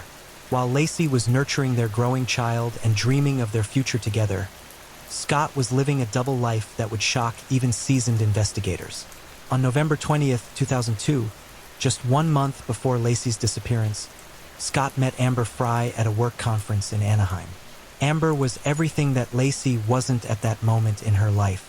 Where Lacey was round with pregnancy and focused on domestic life, Amber was single, sexy, available. She was a massage therapist from Fresno, divorced with a young daughter, looking for love and companionship. Scott pursued Amber with the same intensity he had once shown Lacey, but with a crucial difference. From the very beginning, He lied about who he was. He told Amber that he was single, that he had never been married, that he was free to start a new relationship. When Amber asked about his future plans, Scott made a chilling statement that would later become central to the prosecution's case. He told her that he would be spending his first holidays alone, that the holidays would be difficult for him. This was said just weeks before Christmas 2002, weeks before Lacey disappeared. The affair progressed rapidly, with Scott lavishing attention on Amber through phone calls, text messages, and secret meetings. He created an elaborate fantasy life for her benefit, describing travels and adventures that existed only in his imagination. He spoke of wanting a serious relationship, of being ready to settle down, all while his pregnant wife waited for him at home. But perhaps most chilling of all, Scott began preparing Amber for his wife's death before Lacey had even disappeared. He spoke vaguely of losing someone close to him, of anticipating a difficult period in his life. He was laying the groundwork for his alibi, creating a narrative that would explain his sudden availability as a widower rather than a divorced man. As Christmas 2002 approached, the tension in the Peterson household became almost unbearable. Lacey, now 8 months pregnant and due in February, was increasingly concerned about Scott's behavior. Her family would later testify that she seemed worried, that she had confided her fears about her marriage to close friends and relatives. Scott, meanwhile, was juggling his double life with increasing difficulty. His phone records would later show hundreds of calls and text messages to Amber Fry, even as he maintained the facade of a loving husband at home. He was planning romantic getaways with Amber while helping Lacey prepare for Christmas dinner with her family.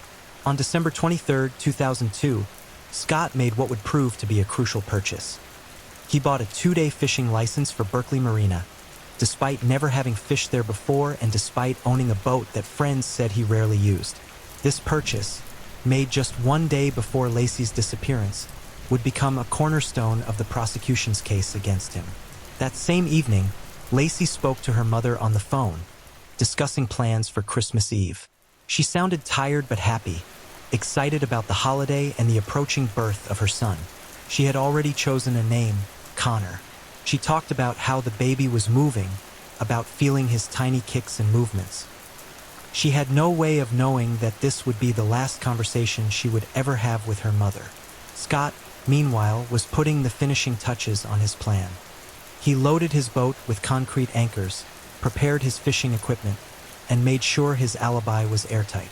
He called Amber that evening, his voice calm and controlled, discussing their plans for future meetings. There was no hint in his voice of what was to come, no suggestion that in less than 12 hours, his pregnant wife would be dead. The evening of December 23rd passed quietly in the Peterson household. Lacey and Scott had dinner together, watched television, went through the normal routines of married life. Neighbors would later report that nothing seemed unusual, that the house appeared peaceful and quiet. But inside that house, something monstrous was stirring. Scott Peterson, the charming husband and soon-to-be father, was preparing to commit the ultimate betrayal. He was preparing to murder the woman who loved him more than life itself, to kill not just his wife but his unborn son as well. As Lacey slept peacefully beside him that night, her hand resting on her pregnant belly, Scott was finalizing his plan for the perfect murder. He had chosen his method, prepared his disposal site, crafted his alibi. All that remained was the execution. The last night of Lacey Peterson's life passed in silence, with only the gentle sound of her breathing and the soft movements of her unborn child to disturb the darkness. She slept peacefully, dreaming perhaps of Christmas morning, of the future she would never see, of the child she would never hold. And beside her, her killer waited for morning. As the first light of Christmas Eve 2002 crept through the windows of 523 Covina Avenue, Lacey Peterson had less than 12 hours to live. The woman who had spent her entire life bringing joy and love to others was about to become the victim of the most horrific betrayal imaginable. The perfect couple's deadly secret was about to be revealed in the most tragic way possible. December 24, 2002, dawned cold and gray over Modesto, California. The cheerful Christmas decorations that adorned the Peterson home, twinkling lights, festive wreaths, a beautifully decorated tree visible through the front window, stood in stark contrast to the evil that was about to unfold within those walls. At approximately 6:30 a.m., as the rest of the neighborhood slept peacefully in their beds, dreaming of Christmas morning surprises and family gatherings, Scott Peterson committed the most heinous act imaginable. In the quiet sanctuary of their bedroom, surrounded by the life they had built together, he murdered his pregnant wife and unborn son. The exact method of Lacey's murder remains one of the most chilling mysteries of this case. Scott Peterson, calculating and methodical in all things, had planned the perfect crime, one that would leave no obvious evidence, no clear signs of struggle, no witnesses to his monstrous act. What we know comes from the autopsy results, the evidence found at the scene, and the cold, clinical reconstruction by forensic experts who spent months piecing together the final moments of Lacey Peterson's life. Their findings paint a picture of calculated brutality that defies comprehension. Lacey was found to have suffered what the coroner determined was a homicidal death, though the exact cause remained undetermined due to the condition of her remains when they were finally recovered. But the evidence suggested that Scott had chosen a method that would be both quick and leave minimal trace evidence. Perhaps suffocation, perhaps strangulation, perhaps a blow to the head that left no mark on the decomposed skull. What makes this murder even more horrifying is the betrayal it represented. Lacey trusted Scott completely. She slept beside him every night, shared her deepest fears and greatest joys with him, carried his child within her body.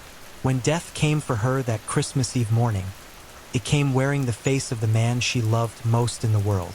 The bedroom where Lacey died had been their sanctuary, the place where they had made love, where they had whispered their dreams for the future, where Lacey had excitedly felt their baby's first kicks. Now it became a crime scene, forever tainted by the ultimate act of domestic violence. After killing his wife and unborn child, Scott Peterson transformed from husband and father into something far more sinister, a cold-blooded killer covering his tracks. The man who had just committed double murder now had to dispose of the evidence of his crime, the body of the woman who had loved him unconditionally. Scott's actions in the hours immediately following the murder reveal the depth of his planning and the complete absence of remorse or humanity in his character.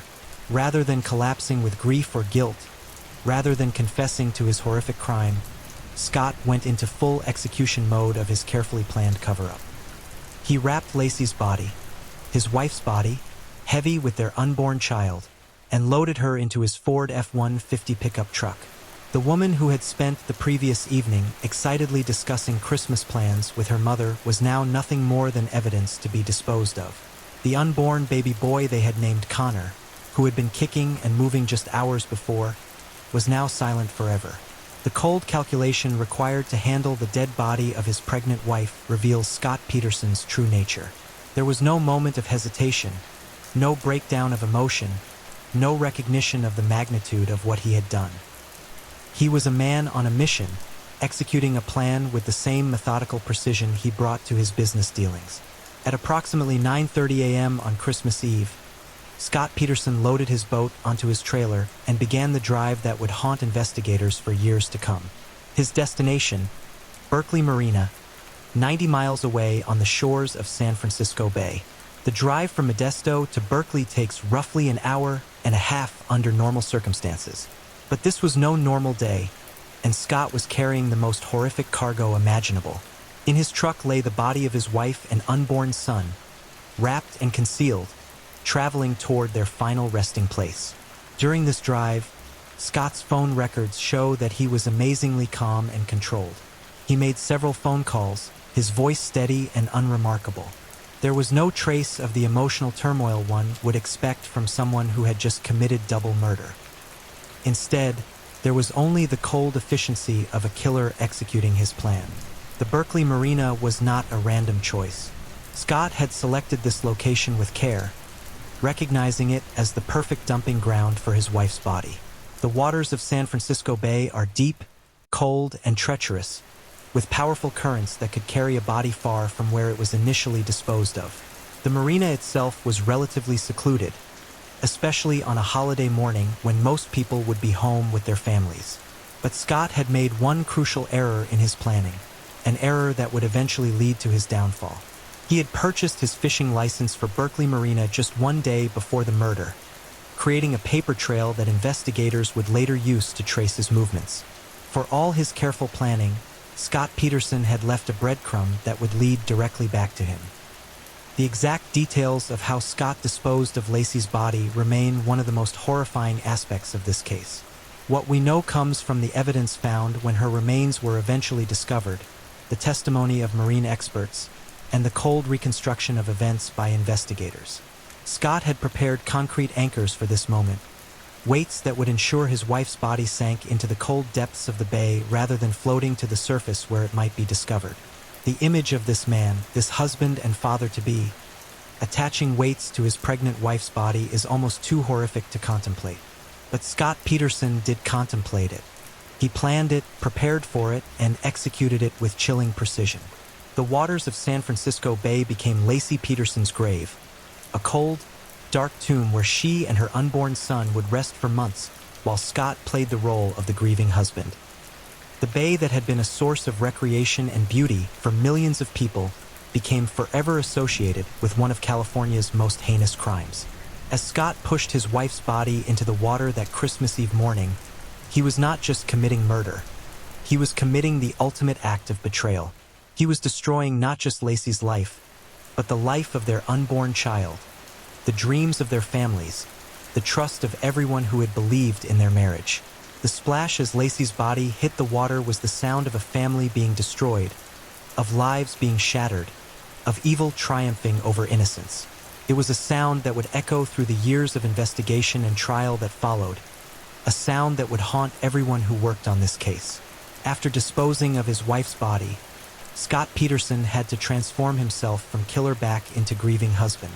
This transformation, accomplished with chilling ease, reveals the depths of his sociopathic personality. Scott returned to Berkeley Marina and spent several hours there, establishing his presence and creating witnesses who would later testify to seeing him fishing alone. He spoke casually with other boaters, discussing the weather and fishing conditions as if he were just another holiday angler rather than a man who had just committed double murder. His demeanor during these conversations was later described as completely normal, friendly, relaxed, unremarkable. There was no trace of the emotional turmoil one would expect from someone who had just killed his pregnant wife. Instead, there was only the facade of a man enjoying a peaceful day of fishing.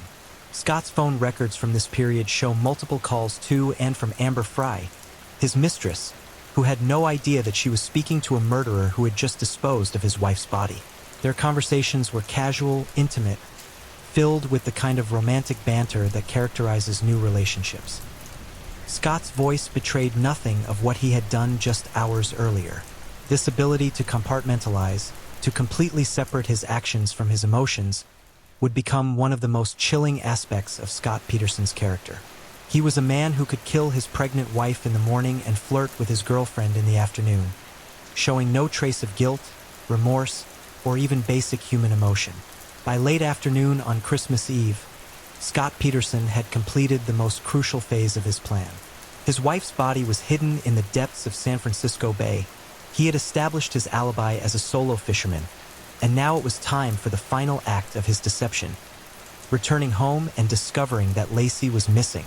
The drive back to Modesto must have been a surreal experience for Scott. He was traveling the same roads he had taken that morning, but now his truck was empty. The woman who had shared his bed just 12 hours earlier was gone forever, and he was the only person who knew where she was. During this drive, Scott made several phone calls, including one to Amber Fry in which he discussed their plans for future meetings. His voice was calm, even cheerful, as he talked about romantic getaways and shared experiences. There was nothing in his tone to suggest that he had just committed the crime of the century. Scott arrived home at 523 Covina Avenue at approximately 4:30 p.m. The house stood exactly as he had left it that morning, with one crucial difference. Now it was a crime scene, the place where Lacey Peterson had drawn her last breath. But for Scott, it was simply the stage for the next act of his performance. He had to transform himself once again, this time from the calm, collected killer into the panicked, worried husband who had just discovered that his pregnant wife was missing. What happened next would become one of the most analyzed sequences in criminal history. Scott Peterson's account of discovering his wife was missing would be dissected by investigators, psychologists, and legal experts for years to come. According to Scott, he arrived home from his fishing trip to find the house empty. Lacey's car was in the driveway, her purse was in the house, but she was nowhere to be found. The family dog, Mackenzie, was wandering in the backyard with his leash still attached, as if he had been walked but had somehow gotten loose. Scott claimed that he called out for Lacey, searched the house, and then began to panic when he couldn't find her. He said he showered, a detail that would later strike investigators as odd behavior for someone who had just discovered his pregnant wife was missing, and then began making phone calls to friends and family. But there were inconsistencies in Scott's story from the very beginning, subtle details that didn't quite add up. His behavior during these first crucial hours was not that of a genuinely panicked husband, but rather of a man playing a role he had rehearsed. The shower, in particular, became a focal point for investigators. What kind of man discovers his 8 months pregnant wife is missing and decides that his first priority is personal hygiene? It was the kind of detail that made experienced detectives sit up and take notice. At approximately 5:15 p.m. on Christmas Eve, Scott Peterson made the phone call that would launch one of the most intensive missing persons investigations in California history. He called Lacey's mother, Sharon Rocha, and in a voice that was described as strangely calm, told her that he couldn't find Lacey. Sharon's immediate reaction was panic. Lacey was 8 months pregnant, not the type of person to simply disappear without telling anyone where she was going. She was responsible, reliable, the kind of daughter who checked in regularly with her family. Her disappearance on Christmas Eve, of all days, was completely out of character.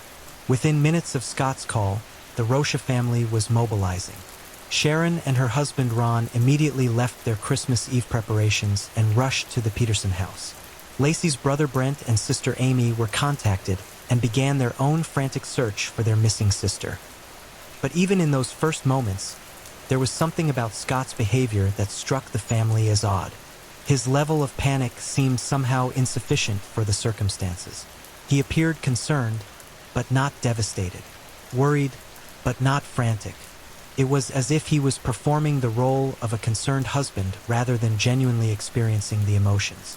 At 5:48 p.m. on Christmas Eve, the Modesto Police Department received the call that would launch the investigation into what would become one of America's most notorious crimes. Scott Peterson, speaking in a voice that officers would later describe as remarkably composed, reported that his pregnant wife was missing. Officer John Evers was the first to arrive at 523 Covina Avenue. What he found was a scene that appeared, on the surface, to support Scott's story of a mysterious disappearance. The house was neat and tidy, showing no signs of struggle or forced entry. Lacey's car was in the driveway, her purse was on the kitchen counter, her keys were where they belonged. But there were details that immediately caught Officer Evers' attention. The first was Scott himself. His demeanor was oddly calm for someone whose pregnant wife had just vanished. The second was the condition of the house, which seemed almost too neat, too organized, as if it had been carefully staged. Detective Al Brocchini arrived shortly after Officer Evers and immediately began what would become one of the most thorough missing persons investigations in police history. From the moment he walked into the Peterson house, Brocchini sensed that something was wrong. His years of experience had taught him to trust his instincts, and his instincts were screaming that Scott Peterson was not telling the truth. The initial interview with Scott was conducted in the Peterson living room, surrounded by Christmas decorations that now seemed grotesquely inappropriate given the circumstances. Scott's account of the day was detailed and consistent, but there was something about his delivery that struck investigators as rehearsed rather than spontaneous. As Christmas Eve turned into Christmas morning, the search for Lacey Peterson began in earnest. What started as a missing persons case would eventually become the largest criminal investigation in Modesto's history, involving hundreds of officers, thousands of volunteers, and media attention that would span the globe. But even as search teams combed through Modesto's neighborhoods and surrounding areas, even as volunteers posted flyers and organized search parties, the man who knew exactly where Lacey Peterson was sat in his living room playing the role of the concerned husband. Scott Peterson had committed the perfect murder, or so he thought. His wife's body was hidden in the depths of San Francisco Bay, weighted down with concrete anchors, beyond the reach of searchers. His alibi was solid, his story consistent, his performance flawless. He had no way of knowing that he had just begun a journey that would end with him sitting on death row, convicted of the murder of his wife and unborn son. He had no way of knowing that the perfect murder was about to become the perfect case study in how evil ultimately destroys itself. The search for Laci Peterson had begun, but the real search, the search for the truth about what happened on Christmas Eve 2002, would take much longer and would ultimately reveal depths of human depravity that shocked even seasoned investigators. As Christmas morning dawned over Modesto, Laci Peterson had been dead for more than 24 hours, her body lying in the cold depths of San Francisco Bay. Her killer sat in their living room, surrounded by the Christmas decorations she had lovingly arranged just days before, playing the role of the grieving husband while her family clung to hope that she might still be found alive. The most elaborate deception in criminal history had begun. The days following Laci Peterson's disappearance transformed the quiet suburban streets of Modesto into ground zero for one of America's most intensive criminal investigations. But while hundreds of volunteers scoured parks and neighborhoods, while police officers worked around the clock following every lead, and while family members clung desperately to hope, the man who held all the answers sat in his living room, weaving an elaborate web of lies that would eventually strangle him. Scott Peterson's performance as the grieving husband was about to face its greatest test. And with each passing hour, with each question from investigators, with each inconsistency in his story, the mask was beginning to slip, revealing the monster beneath. Within 48 hours of Laci's disappearance, the Peterson case had captured national attention. The story had all the elements that fascinate the American public.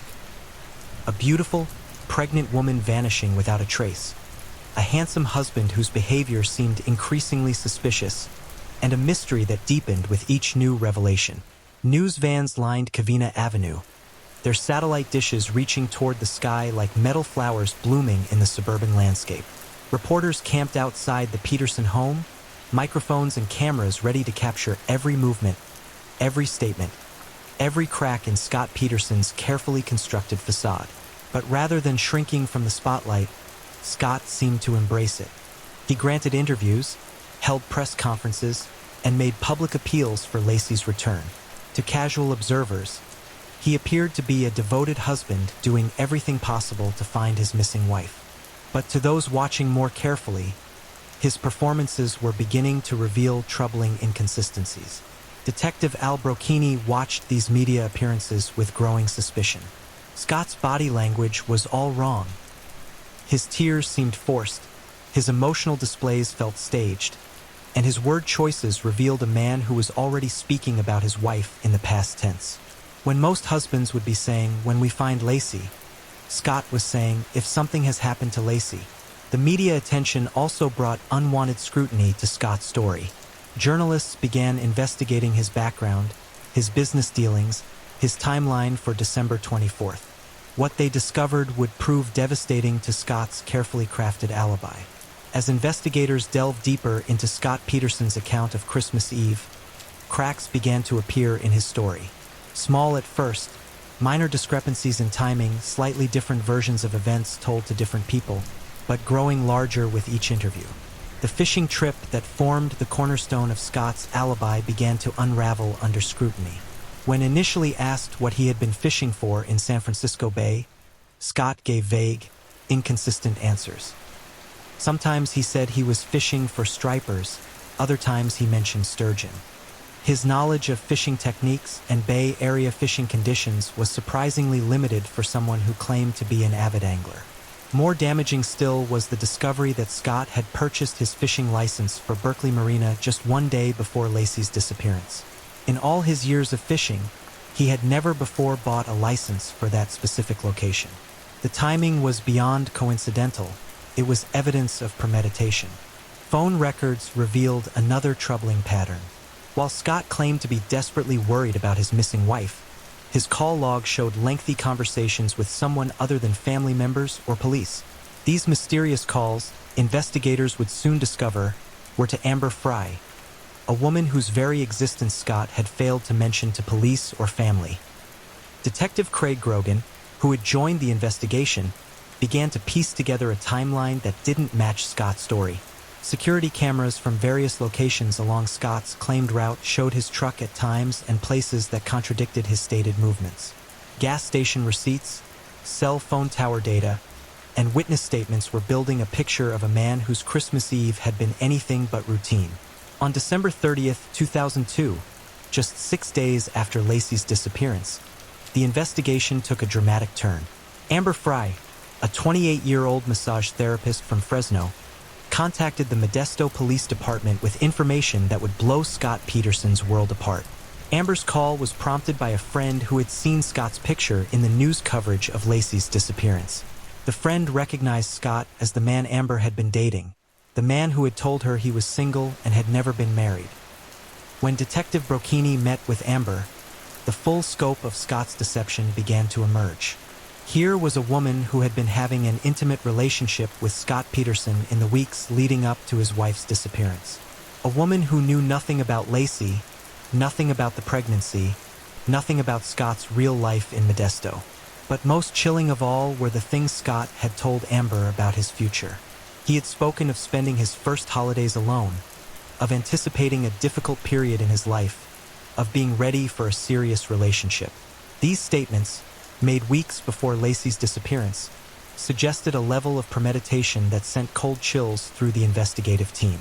Amber agreed to cooperate with the investigation, and what she revealed painted a picture of Scott Peterson as a master manipulator, a man capable of living multiple lives simultaneously without any apparent conscience or remorse.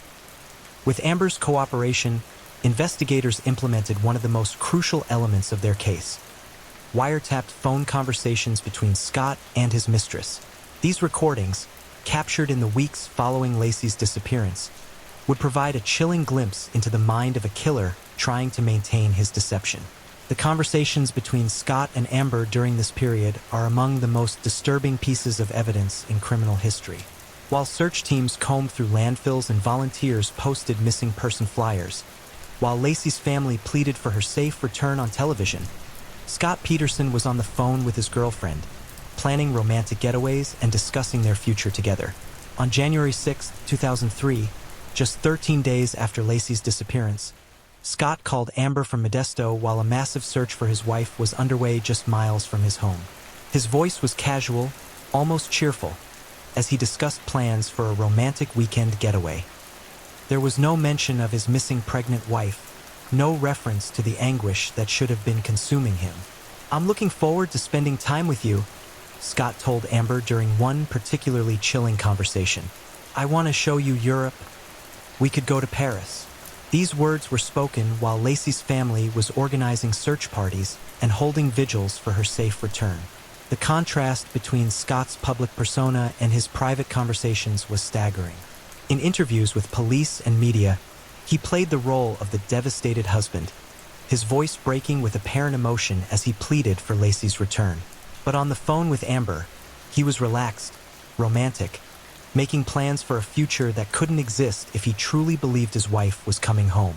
Perhaps most damning of all was a conversation recorded on January 17, 2003.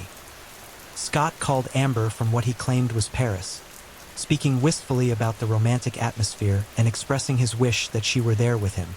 In reality, Scott was at a vigil for his missing wife in Modesto, surrounded by hundreds of people praying for Lacey's safe return. The level of deception required to maintain this lie while standing among grieving community members revealed a depth of sociopathy that shocked even experienced investigators. As January 2003 progressed, the search for Lacey Peterson became one of the largest missing persons investigations in California history. Volunteers came from across the state to join the effort, organizing into search teams that combed through parks, abandoned buildings, waterways, and rural areas throughout the Central Valley. The Modesto Police Department coordinated with the FBI, the California Department of Justice, and numerous other agencies in an effort that consumed thousands of man-hours and cost hundreds of thousands of dollars. Search dogs were brought in to check potential burial sites, divers explored local waterways, and helicopters with infrared cameras scanned vast areas of countryside. But while this massive effort was underway, investigators were becoming increasingly convinced that they were searching in the wrong places. The evidence was pointing them toward a different location entirely: San Francisco Bay. Scott's fishing trip to Berkeley Marina on December 24th was looking less like a coincidence and more like a crucial piece of the puzzle. The timing was too perfect, the location too convenient, the story too rehearsed. Detective Brocchini began to focus on the possibility that Lacey's body had been disposed of in the bay, carried away by powerful currents to some unknown location. This theory was supported by marine experts who explained the bay's current patterns and the likelihood that a body dumped in the area where Scott claimed to have been fishing would be carried out toward the Pacific Ocean. It was a perfect disposal method for someone who wanted a body to disappear forever. Throughout January and February 2003, Lacey's family maintained a united front in their support for Scott, appearing with him at press conferences and defending him against growing public suspicion. Sharon Rocha, Lacey's mother, stood by her son-in-law, believing his claims of innocence and trusting that he was doing everything possible to find her daughter. But privately, cracks were beginning to show in the family's support for Scott. His behavior during the investigation struck them as increasingly odd. He seemed more concerned with his image in the media than with actually finding Lacey. He was defensive when questioned about details of his story, and his emotional responses seemed calculated rather than genuine. The revelation of Scott's affair with Amber Fry was the turning point for many family members. When news of the relationship became public in late January, the family was forced to confront the possibility that the man they had trusted might not be who he claimed to be. Lacey's brother Brent was among the first to voice suspicions about Scott. In private conversations with other family members, he expressed doubts about Scott's story and his behavior since Lacey's disappearance. The Scott he was seeing during the investigation was different from the man he had known as his brother-in-law: colder, more calculating, less genuinely emotional. Sharon Rocha struggled with these growing doubts. She wanted to believe in Scott's innocence, wanted to trust that her daughter had married a good man. But the evidence was becoming harder to ignore, and her mother's instincts were telling her that something was terribly wrong. By February 2003, the Laci Peterson case had become a national obsession. Cable news networks provided round-the-clock coverage, analyzing every detail of the investigation and speculating about Scott's guilt or innocence. The case had all the elements that capture public attention: mystery, betrayal, a beautiful victim, and a suspect whose behavior seemed increasingly suspicious. Scott's media appearances were being dissected by body language experts, psychologists, and criminal profilers. His word choices were analyzed, his facial expressions scrutinized, his emotional displays questioned. The consensus among experts was troubling. Scott Peterson was not behaving like an innocent man. The most damaging media appearance came during an interview with Diane Sawyer on Good Morning America. Scott's performance was widely viewed as cold and unconvincing. When asked direct questions about his relationship with Lacey and his activities on December 24th, his answers seemed rehearsed and evasive. His failure to show appropriate emotion when discussing his missing pregnant wife struck viewers as deeply disturbing. Public opinion was turning decisively against Scott Peterson. Online forums buzzed with speculation about his guilt, and protesters began appearing outside his home with signs demanding justice for Lacey. The pressure was mounting, and Scott's carefully constructed facade was crumbling under the weight of public scrutiny. While the investigation continued on multiple fronts, forensic experts were quietly building a case that would prove devastating to Scott's claims of innocence. Every piece of physical evidence was being analyzed with microscopic precision, and the results were painting a picture of guilt that was becoming impossible to ignore. The concrete anchors found in Scott's boat were analyzed and found to be missing one piece, exactly the amount that would be needed to weight down a human body. The remaining anchors showed signs of recent use, despite Scott's claims that he had rarely used the boat. Scott's truck was thoroughly examined by forensic teams who found traces of San Francisco Bay water, despite Scott's claims that he had never taken the truck close to the water. Soil samples from the truck bed were analyzed and found to contain sediment consistent with the Berkeley Marina area. Most damning of all was the discovery of a single hair in Scott's boat that was consistent with Lacey's hair. DNA analysis confirmed that the hair belonged to Lacey, despite Scott's claims that his wife had never been in the boat. This single piece of evidence contradicted Scott's entire story and provided direct physical proof linking Lacey to the location where investigators believed she had been disposed of. As the investigation progressed, criminal psychologists and FBI profilers were developing a comprehensive picture of Scott Peterson's personality and mental state. What emerged was a portrait of a classic sociopath, a man capable of extreme violence while maintaining a facade of normalcy and charm. The profile described Scott as a narcissistic individual who viewed other people as objects to be manipulated for his own benefit. His ability to compartmentalize his life, maintaining relationships with both his wife and his mistress while planning murder, indicated a complete lack of empathy and conscience. Dr. Keitha Blow, a forensic psychiatrist who studied the case, described Scott as a man who had learned to mimic human emotions without actually feeling them. This ability to perform emotion while feeling nothing explains Scott's unconvincing media appearances and his inappropriate behavior during the investigation. The psychological profile also suggested that Scott had been planning Lacey's murder for weeks, possibly months, before Christmas Eve 2002. His statements to Amber Fry about spending his first holidays alone and anticipating a difficult period indicated that he had been psychologically preparing for his wife's death long before it occurred. By March 2003, investigators had assembled a compelling case against Scott Peterson. The circumstantial evidence was overwhelming. The affair with Amber Fry, the fishing trip to Berkeley Marina on the day of Lacey's disappearance, the inconsistencies in his story, the forensic evidence linking Lacey to his boat.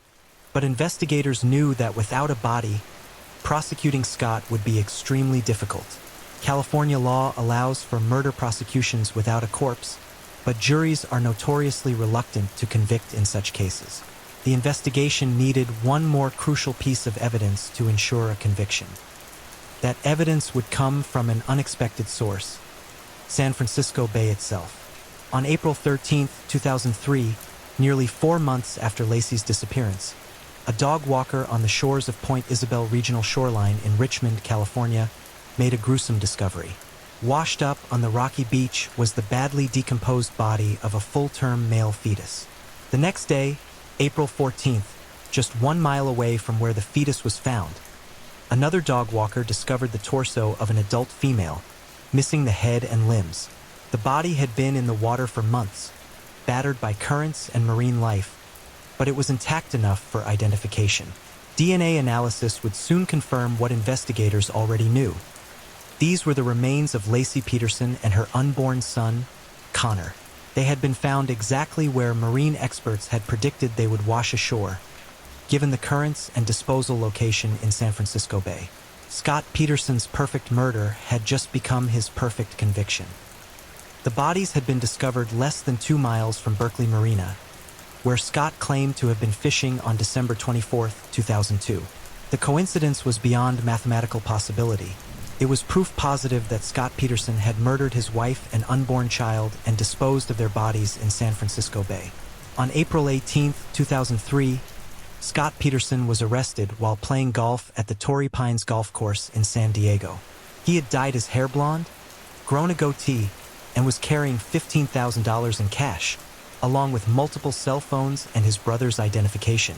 His appearance and behavior suggested a man preparing to flee the country. Detective Craig Grogan, who made the arrest, found Scott remarkably calm and cooperative. Even when informed that he was being arrested for the murder of his wife and unborn son, Scott showed no visible emotion. It was the final confirmation of the psychological profile that had been developed months earlier. Scott Peterson was a man incapable of normal human emotion. The arrest brought an end to the most intensive missing persons investigation in Modesto's history. But it was just the beginning of a legal battle that would captivate the nation and forever cement Scott Peterson's place in the annals of American crime. As Scott Peterson was led away in handcuffs, the magnitude of his crimes was finally beginning to be understood. He had not just murdered his wife and unborn child. He had destroyed the lives of everyone who had loved them. He had manipulated an entire community, wasted precious resources that could have been used to help other victims, and shattered the trust of everyone who had believed in his innocence. The perfect husband had been revealed as the perfect killer, and justice was finally within reach. The arrest of Scott Peterson on April 18, 2003, marked the end of one of the most intensive criminal investigations in California history, but it was only the beginning of a legal spectacle that would captivate the nation for the next 2 years. As Scott sat in his jail cell, finally stripped of his mask of innocence, the full magnitude of his crimes was about to be exposed in the most public way possible. A death penalty trial that would reveal every horrifying detail of his betrayal. The man who had convinced so many people of his charm and normalcy was about to be revealed as one of America's most cold-blooded killers. And the evidence against him was so overwhelming, so damning, that even his most skilled defense attorneys would struggle to create reasonable doubt in the minds of jurors. In the months leading up to trial, prosecutors continued to build what would become one of the most comprehensive murder cases in American legal history. Every aspect of Scott Peterson's life was dissected, every lie exposed, every deception cataloged for presentation to a jury that would ultimately decide his fate. The physical evidence was devastating. Forensic analysis of the bodies of Laci and Connor Peterson revealed details that painted a horrifying picture of their final moments. Laci's body showed signs consistent with having been weighted down with concrete anchors, the same type of anchors found in Scott's boat, missing exactly the amount needed to sink a human body. The baby's body told an even more tragic story. Connor had been full-term, viable, ready to be born into a world where his father had already decided he didn't deserve to live. The autopsy revealed that he had died along with his mother, his life snuffed out before he ever had a chance to draw breath. Marine experts testified about the currents in San Francisco Bay, explaining how a body disposed of at Berkeley Marina would inevitably wash ashore exactly where Laci and Connor were found. The odds of this being a coincidence were astronomical. It was proof positive that Scott Peterson had dumped his wife's body at the precise location where he claimed to have been innocently fishing. Phone records revealed the stunning scope of Scott's deception. While volunteers searched for his missing wife, while his family held vigils and press conferences, Scott was spending hours on the phone with Amber Fry, planning romantic getaways and discussing their future together. The recorded conversations would prove to be some of the most damning evidence against him.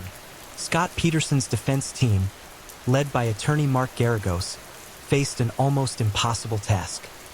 The evidence against their client was overwhelming, the public opinion was solidly against him, and Scott's own behavior had created a mountain of incriminating circumstances that would be difficult to explain away. Garagos chose a strategy that was as desperate as it was controversial. He would argue that Scott Peterson was being framed by the real killers, that he was the victim of a vast conspiracy designed to make him appear guilty. It was a Hail Mary defense, one that required the jury to believe that an elaborate frame-up had been orchestrated with such precision that it fooled hundreds of investigators and created dozens of pieces of false evidence. The defense theory centered around the claim that Laci had been kidnapped by strangers who later killed her to prevent Scott from receiving the ransom money. They suggested that these mysterious killers had then disposed of her body in San Francisco Bay to frame Scott, knowing that he had been fishing in that area on December 24th. But this theory required the jury to believe a series of increasingly implausible coincidences. That the kidnappers somehow knew about Scott's affair with Amber Fry, that they knew about his fishing trip to Berkeley Marina, that they waited months to dispose of the body, and that they managed to plant physical evidence in Scott's boat and truck without being detected by any of the numerous law enforcement agencies investigating the case. The defense also attempted to explain away Scott's suspicious behavior by claiming that he was simply a man who didn't know how to properly express grief. They argued that his affair with Amber Fry was irrelevant to the murder charges, that his media appearances were the actions of a desperate man trying to find his wife, and that his flight to San Diego was motivated by a desire to escape media attention rather than avoid arrest. District Attorney Rick DiStaso and his team had built a case that was both comprehensive and compelling. They didn't just have to prove that Scott Peterson had murdered his wife and unborn son. They had to tell the story of how and why he had committed these horrible crimes, painting a picture so clear and convincing that no reasonable jury could doubt his guilt.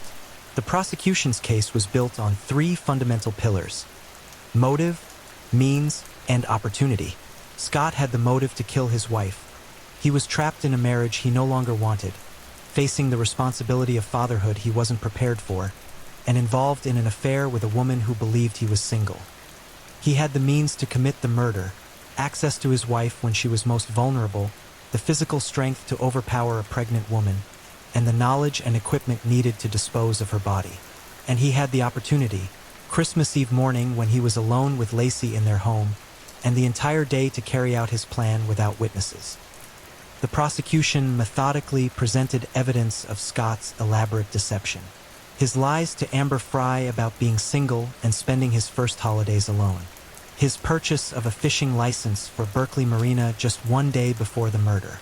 His inconsistent stories about what he was fishing for and why he chose that particular location.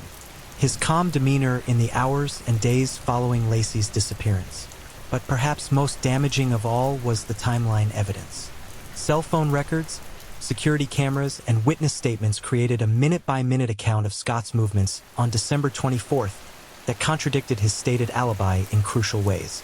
The prosecution showed that Scott had enough time to murder his wife, load her body into his truck, drive to Berkeley Marina, dispose of the body, establish his fishing alibi, and return home to discover that Lacey was missing. The recorded phone conversations between Scott and Amber Fry were played for the jury in their entirety, allowing them to hear Scott's voice as he lied to his mistress while his wife's family searched desperately for her. These recordings revealed a man who was not only capable of murder, but capable of carrying on romantic conversations with his girlfriend while his wife's decomposing body lay at the bottom of San Francisco Bay. On June 1, 2004, more than a year after Scott Peterson's arrest, his trial finally began in the Redwood City Courthouse. The case had been moved from Modesto due to extensive pretrial publicity that made it impossible to find an impartial jury in Stanislaus County. The courtroom was packed with reporters, legal observers, and members of both the Peterson and Rocha families. The victim impact was palpable. Sharon Rocha sat in the front row, wearing a pin with Lacey's picture, her eyes never leaving Scott's face as she searched for any sign of remorse or humanity. Scott Peterson, dressed in a dark suit and appearing calm and collected, showed no visible emotion as the charges were read. First-degree murder in the death of Lacey Peterson, second-degree murder in the death of Connor Peterson. If convicted, he faced the death penalty. Judge Alfred DeLucci presided over what would become one of the most closely watched trials in American history. Every day of testimony was dissected by legal experts. Every piece of evidence was analyzed by commentators. Every facial expression from Scott Peterson was scrutinized for signs of guilt or innocence. The prosecution's case unfolded over several months, with witness after witness taking the stand to testify about Scott Peterson's lies, his suspicious behavior, and the evidence that pointed unmistakably to his guilt. Amber Fray's testimony was perhaps the most anticipated moment of the trial. The woman who had unknowingly been Scott's alibi for starting a new life took the stand to expose the depth of his deception. She testified about Scott's lies regarding his marital status, his claims about spending his first holidays alone, and his romantic promises about their future together. But it was the playing of the recorded phone conversations that provided the most devastating testimony. Jury members listened in stunned silence as Scott's voice filled the courtroom, discussing romantic getaways with Amber while search teams looked for his missing pregnant wife. The contrast between his public persona as a grieving husband and his private conversations with his mistress was so stark that several jury members were visibly disturbed. Lacey's family members testified about the woman they had loved and lost, painting a picture of someone who was excited about becoming a mother, devoted to her husband, and completely unprepared for the betrayal that would end her life. Sharon Rocha's testimony was particularly powerful, as she spoke about her daughter's dreams and plans for the future, dreams that Scott Peterson had destroyed with his selfish acts of violence. Forensic experts testified about the physical evidence that linked Scott to the crime. The hair found in his boat that matched Lacey's DNA. The concrete anchors that were missing exactly the amount needed to weight down a body. The traces of San Francisco Bay water found in Scott's truck. Each piece of evidence was small on its own, but together they created an overwhelming picture of guilt. Marine experts explained how the currents in San Francisco Bay would carry a body dumped at Berkeley Marina to exactly the location where Lacey and Connor were found. The precision of this prediction, and its perfect match with reality, eliminated any possibility that the discovery of the bodies was coincidental. Mark Garagos and the defense team called their own witnesses in an attempt to create reasonable doubt about Scott's guilt. They focused on alternative theories for Lacey's disappearance, suggesting that she had been killed by strangers who then framed Scott for the crime. The defense called witnesses who claimed to have seen Lacey walking her dog on the morning of December 24th, after Scott claimed to have left for his fishing trip. If true, this testimony would have provided Scott with an alibi, proving that he couldn't have killed his wife because she was still alive when he left home. But under cross-examination, these witnesses proved unreliable. Their stories contained inconsistencies, their memories were unclear, and their identification of Lacey was questionable. The prosecution was able to demonstrate that these sightings were either mistaken identity or false memories created by extensive media coverage of the case. The defense also attempted to suggest that a satanic cult operating in the Modesto area had kidnapped and killed Lacey as part of some ritualistic murder. This theory was based on the discovery of other bodies in the area and reports of cult activity, but it quickly fell apart under scrutiny. There was no evidence linking any cult to Lacey's murder, and the theory required the jury to believe in an elaborate conspiracy that had no basis in fact. Perhaps most damaging to the defense case was Scott Peterson himself. Despite his attorney's advice, Scott chose not to testify in his own defense, depriving the jury of any explanation for his suspicious behavior and incriminating statements. His silence was noted by jury members, who later said they wanted to hear Scott's version of events in his own words. After months of testimony and hundreds of pieces of evidence, both sides made their final arguments to the jury. The prosecution's closing argument was a masterpiece of legal storytelling, weaving together all the evidence into a compelling narrative of premeditated murder and heartless deception. Rick DiStaso methodically walked the jury through Scott's crimes, from his affair with Amber Fry to his purchase of the fishing license to his disposal of his wife's body in San Francisco Bay. He reminded the jury of Scott's lies, his lack of appropriate emotion, his romantic phone calls to his mistress while his wife's family searched for her. Scott Peterson is a liar, DiStaso told the jury. He's a cheater. He's a manipulator. And on December 24, 2002, he became a killer. He killed his wife and his unborn son because they stood in the way of the life he wanted to live with Amber Fry. The prosecution's closing argument lasted several hours, with DiStaso methodically addressing every aspect of the defense's case and explaining why Scott Peterson's guilt was beyond reasonable doubt. He reminded the jury that they didn't need to know exactly how Scott had killed Lacey, only that he had done it and had disposed of her body in San Francisco Bay. Mark Garagos delivered a passionate defense closing argument, desperately trying to create doubt about his client's guilt.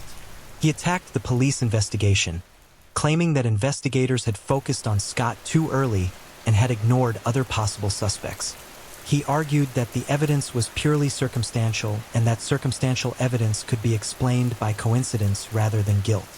But Garagos's arguments rang hollow in the face of the overwhelming evidence. His conspiracy theories seemed far-fetched compared to the simple, logical explanation that Scott Peterson had murdered his wife and unborn child. His attacks on the investigation. On November 12, 2004, after deliberating for 7 days, the jury reached their verdict. The courtroom was packed as the foreman stood to read the decision that would determine Scott Peterson's fate. We, the jury, find the defendant Scott Lee Peterson guilty of the crime of murder in the first degree of Lacey Denise Peterson. The words hit the courtroom like a thunderbolt. Sharon Rocha collapsed in tears, finally hearing the words she had waited nearly 2 years to hear. Scott Peterson showed no visible emotion, staring straight ahead as if the verdict had nothing to do with him. But the jury wasn't finished. They also had to deliver a verdict on the second count. We, the jury, find the defendant Scott Lee Peterson guilty of the crime of murder in the second degree of baby Connor Peterson. Scott Peterson had been convicted of murdering his wife and unborn son. But the jury still had one more decision to make. Would he live or die for his crimes? The penalty phase of Scott Peterson's trial began immediately after his conviction. The same jury that had found him guilty would now decide whether he deserved to spend the rest of his life in prison or be executed for his crimes. The prosecution called witnesses to testify about the impact of Scott's crimes on the victims' families. Sharon Rocha took the stand to speak about the daughter and grandson she would never see again, about the dreams that had been destroyed by Scott's selfish acts of violence. "Lacey was my only daughter," Sharon testified through tears. "She was my best friend. She was excited about being a mother, about raising Connor. Scott took that away from all of us. He took away my daughter, my grandson, and my dreams of being a grandmother." Other family members testified about Lacey's life and the void that her death had left in their world. They spoke about holidays that would never be the same, about family gatherings where her absence was a constant reminder of Scott's crimes. The defense called witnesses to testify about Scott's character, hoping to convince the jury that his life was worth sparing. Scott's family members took the stand to speak about the man they knew, the son and brother who didn't match the image of a cold-blooded killer. But their testimony was undermined by the overwhelming evidence of Scott's guilt and the callousness he had shown throughout the investigation and trial. The jury had heard Scott's voice on the recorded phone calls with Amber Fry, had seen his lack of emotion during his media appearances, had witnessed his complete absence of remorse for his crimes. On December 13, 2004, the jury returned with their decision on Scott Peterson's sentence. Once again, the courtroom was packed as the foreman stood to deliver the verdict that would determine whether Scott would live or die. We, the jury, fixed the penalty for the crime of murder in the first degree of Lacey Denise Peterson as death. Scott Peterson had been sentenced to death for the murder of his wife and unborn son. Justice had finally been served for the victims of one of America's most heinous crimes. Judge Alfred DeLucci formally sentenced Scott Peterson to death, but not before delivering his own assessment of the crimes. The court is satisfied beyond a reasonable doubt that the defendant is guilty of the first-degree murder of Lacey Peterson and the second-degree murder of baby Connor Peterson, DeLucci said. "Mr. Peterson, you are hereby sentenced to suffer the penalty of death." Scott Peterson was transported to San Quentin State Prison, where he joined more than 700 other inmates on California's death row. His conviction and death sentence marked the end of one of the most closely watched criminal cases in American history, but it was not the end of the legal proceedings. Peterson's defense team immediately filed appeals, beginning a process that would drag on for years. California's death penalty system is notoriously slow, with most inmates spending decades on death row before their sentences are carried out. Peterson would likely spend the rest of his natural life fighting his conviction, even as the evidence of his guilt remained overwhelming.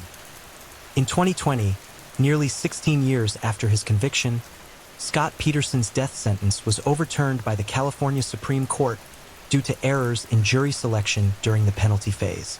However, his conviction for murder was upheld, ensuring that he would spend the rest of his life in prison even if he ultimately avoided execution. The Peterson case had lasting impacts on American criminal justice. It highlighted the power of forensic evidence in building murder cases without eyewitnesses.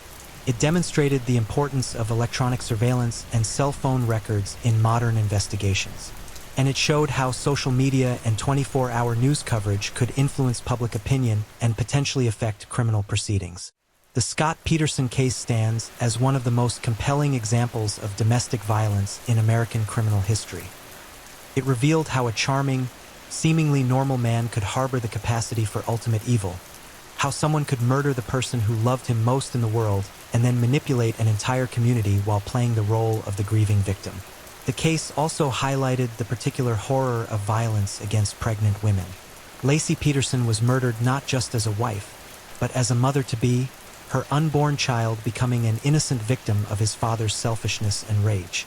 The image of Scott Peterson disposing of his wife's body, heavy with their child, remains one of the most disturbing aspects of this crime. Perhaps most chilling of all was Scott Peterson's complete lack of remorse throughout the investigation, trial, and aftermath. Even when confronted with overwhelming evidence of his guilt, even when sentenced to death for his crimes, Scott never admitted his responsibility or showed any genuine emotion for what he had done. The case serves as a reminder that evil can wear a friendly face, that the most dangerous predators are often those who appear most normal and trustworthy. Scott Peterson wasn't a stranger lurking in the shadows. He was a husband, a son-in-law, a member of the community who had earned the trust and love of those around him before betraying that trust in the most horrific way possible. Laci Peterson's murder was not just the killing of one woman. It was the destruction of a family, the shattering of a community's sense of safety, and the revelation that the greatest dangers often come from those closest to us. Her death stands as a testament to the need for vigilance against domestic violence, and as a reminder that love, when twisted by selfishness and evil, can become the most deadly force of all. The story of Laci Peterson's murder will forever serve as a cautionary tale about the capacity for evil that can lurk beneath even the most charming exterior. And Scott Peterson's name will forever be associated with one of the most cold-blooded betrayals in American criminal history. The husband who killed not just his wife, but the dreams of everyone who loved her. Story 5. Gary Ridgway, the Green River Killer. In the shadows of Seattle's rainy streets, a monster walked among the living. For over 2 decades, Gary Leon Ridgway transformed the Pacific Northwest into his personal hunting ground, claiming the lives of at least 49 women in what would become America's most prolific serial killing spree.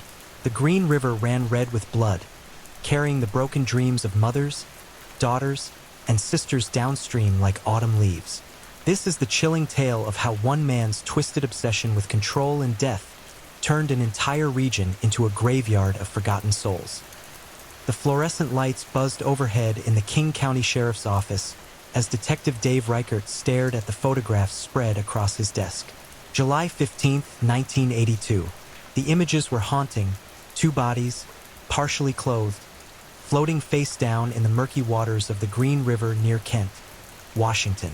What Detective Reichert couldn't have known was that he was looking at the beginning of a nightmare that would consume the next 21 years of his life.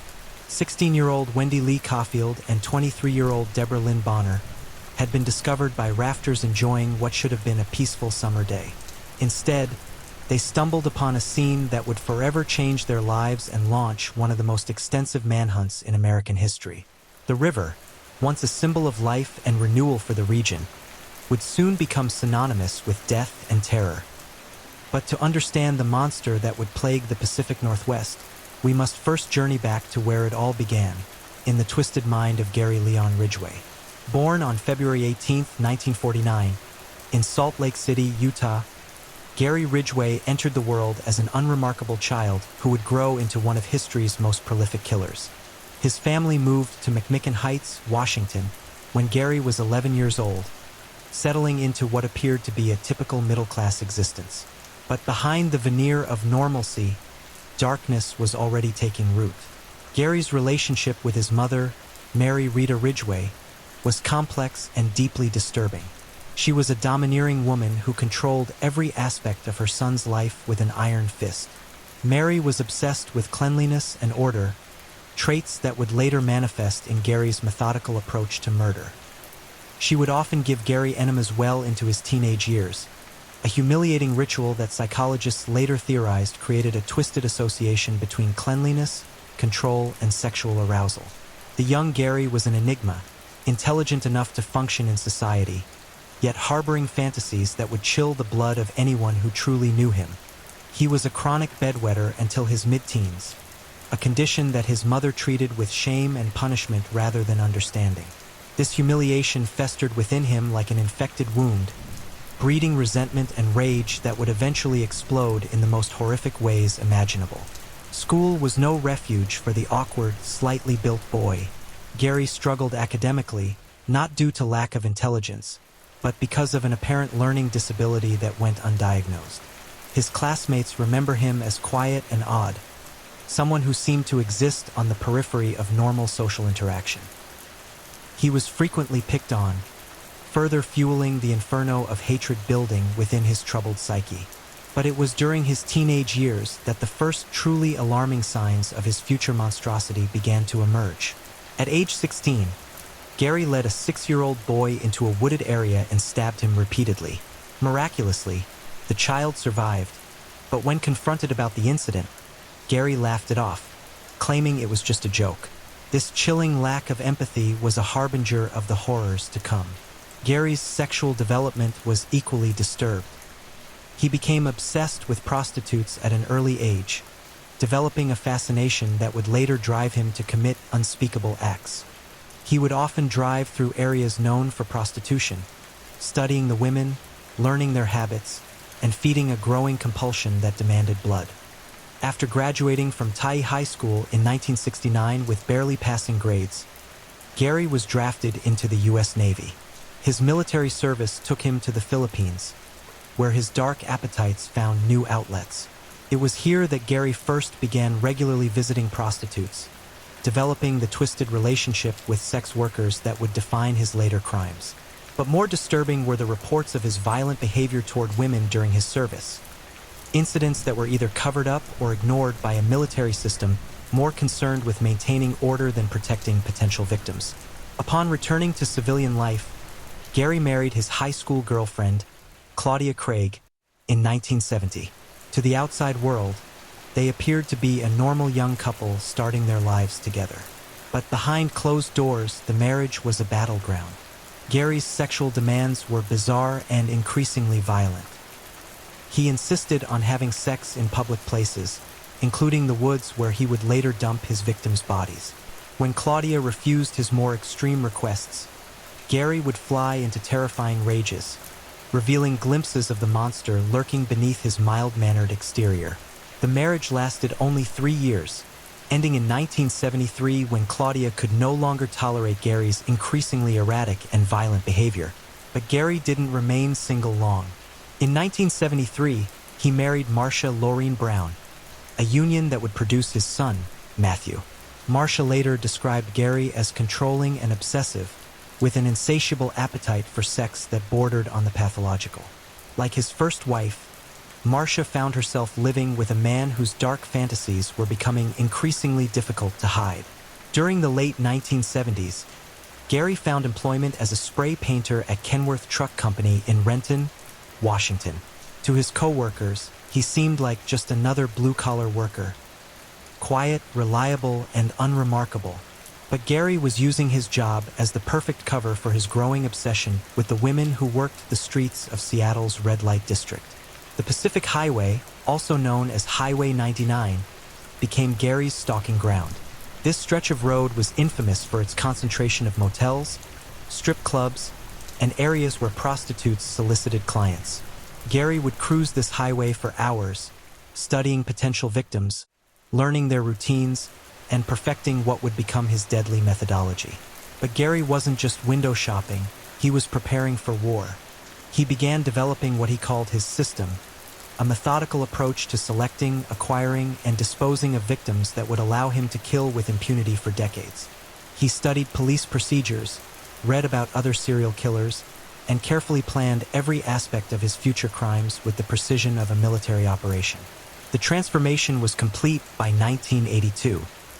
Gary Leon Ridgway, the awkward boy who had been humiliated and ridiculed, had evolved into something far more dangerous, a predator with an insatiable hunger for death. The stage was set, the methodology perfected, and the hunting ground selected.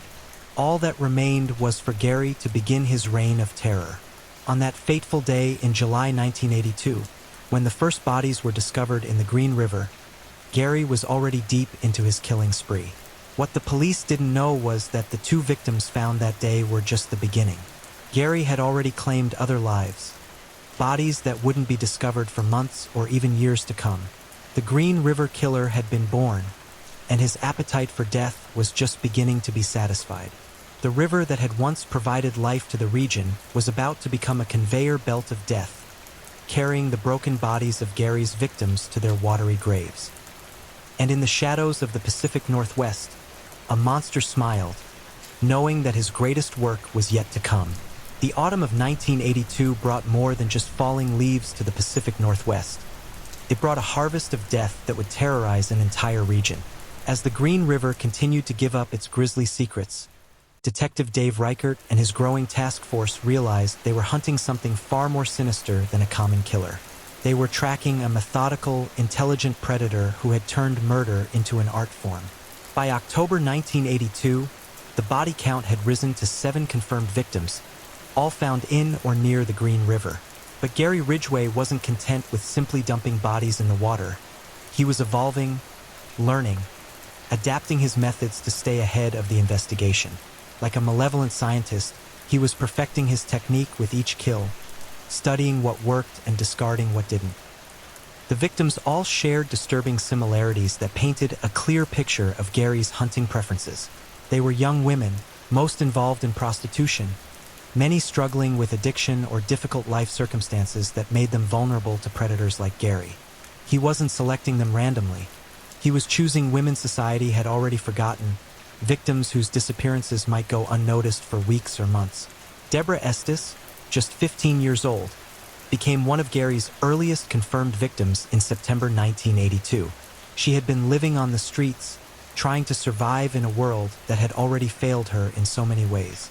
Gary spotted her along the Pacific Highway, her youth and desperation making her the perfect target for his twisted desires. What happened next followed Gary's increasingly refined methodology.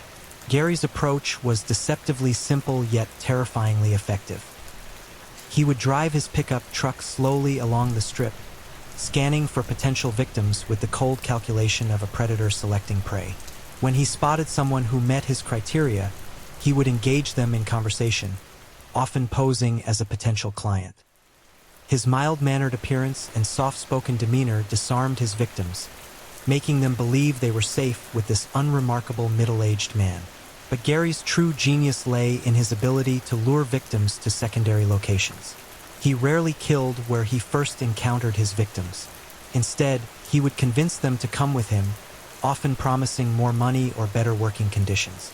Some victims he took to his home, others to secluded areas he had scouted in advance.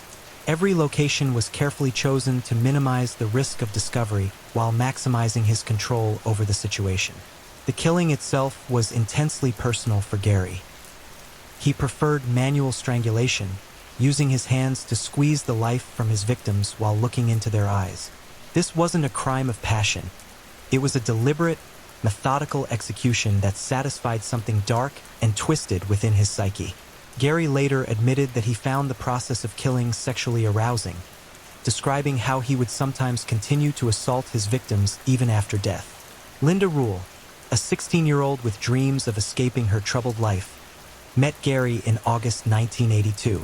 She had been working the streets for only a few weeks, still naive enough to believe that a kind-looking man might actually help her. Gary approached her with his usual routine, polite, respectful, offering more money than she usually made. Linda got into his truck, sealing her fate with that single decision. Gary drove Linda to a remote area he had used before, a secluded spot where screams wouldn't carry and bodies could be easily disposed of. What happened next followed his established pattern. First, he would engage in conversation, sometimes for hours, learning about his victim's life, their fears, their hopes. This wasn't compassion. It was Gary gathering intelligence, understanding his victim's psychological state to better control them. When the moment was right, Gary would strike. His attack was swift and efficient, honed by practice and an intimate knowledge of human anatomy. He would position himself behind his victims, placing his hands around their throats with practiced precision. The struggle that followed was always brief. Gary was stronger than he appeared, and his victims were often weakened by drugs or malnutrition. But Gary's crimes didn't end with the killing. What he did afterward revealed the true depths of his depravity. He would often keep bodies for days or even weeks, returning to assault them repeatedly until decomposition made it impossible. Some victims were posed in degrading positions, others were mutilated or dismembered. Gary was creating a theater of horror, with each crime scene serving as another act in his twisted performance. The disposal methods were as methodical as everything else Gary did. He had identified numerous dump sites throughout King County, choosing locations that were remote but accessible, hidden but not so isolated that bodies would never be found. Gary wanted his victims discovered. The terror and media attention fed his ego and sense of power. He was playing a game with law enforcement, leaving clues and patterns while staying just out of reach. Kimmy Pitzer, only 16 years old, disappeared in April 1983. She had been trying to save money to get off the streets, working toward a better life that Gary would ensure she never achieved. Her body was found months later, so decomposed that identification was difficult. But the location and condition of the remains told investigators everything they needed to know. The Green River Killer had claimed another victim. By 1983, the investigation had grown into the largest serial killer hunt in American history. The Green River Task Force had expanded to include dozens of detectives, FBI profilers, and support staff, all working around the clock to catch a killer who seemed to anticipate their every move. Gary was following the investigation closely, reading newspaper articles and watching television reports about his crimes with the satisfaction of an artist admiring his work. But Gary wasn't content to simply follow the investigation. He was actively working to mislead it. He would plant false evidence, create red herrings, and even call in tips designed to send investigators in the wrong direction. This wasn't the work of a disorganized killer acting on impulse. This was the calculated manipulation of a highly intelligent predator who understood exactly how law enforcement operated. Marie Malvar, only 18 years old, became one of Gary's most tragic victims in April 1983. Unlike many of the other victims, Marie had a boyfriend who cared about her and noticed when she disappeared. Jose Malvar saw his girlfriend get into a dark pickup truck, and he followed it to Gary's neighborhood. When Jose contacted police with a description of the truck and the area where it had gone, he unknowingly provided investigators with their first real lead to the Green River Killer.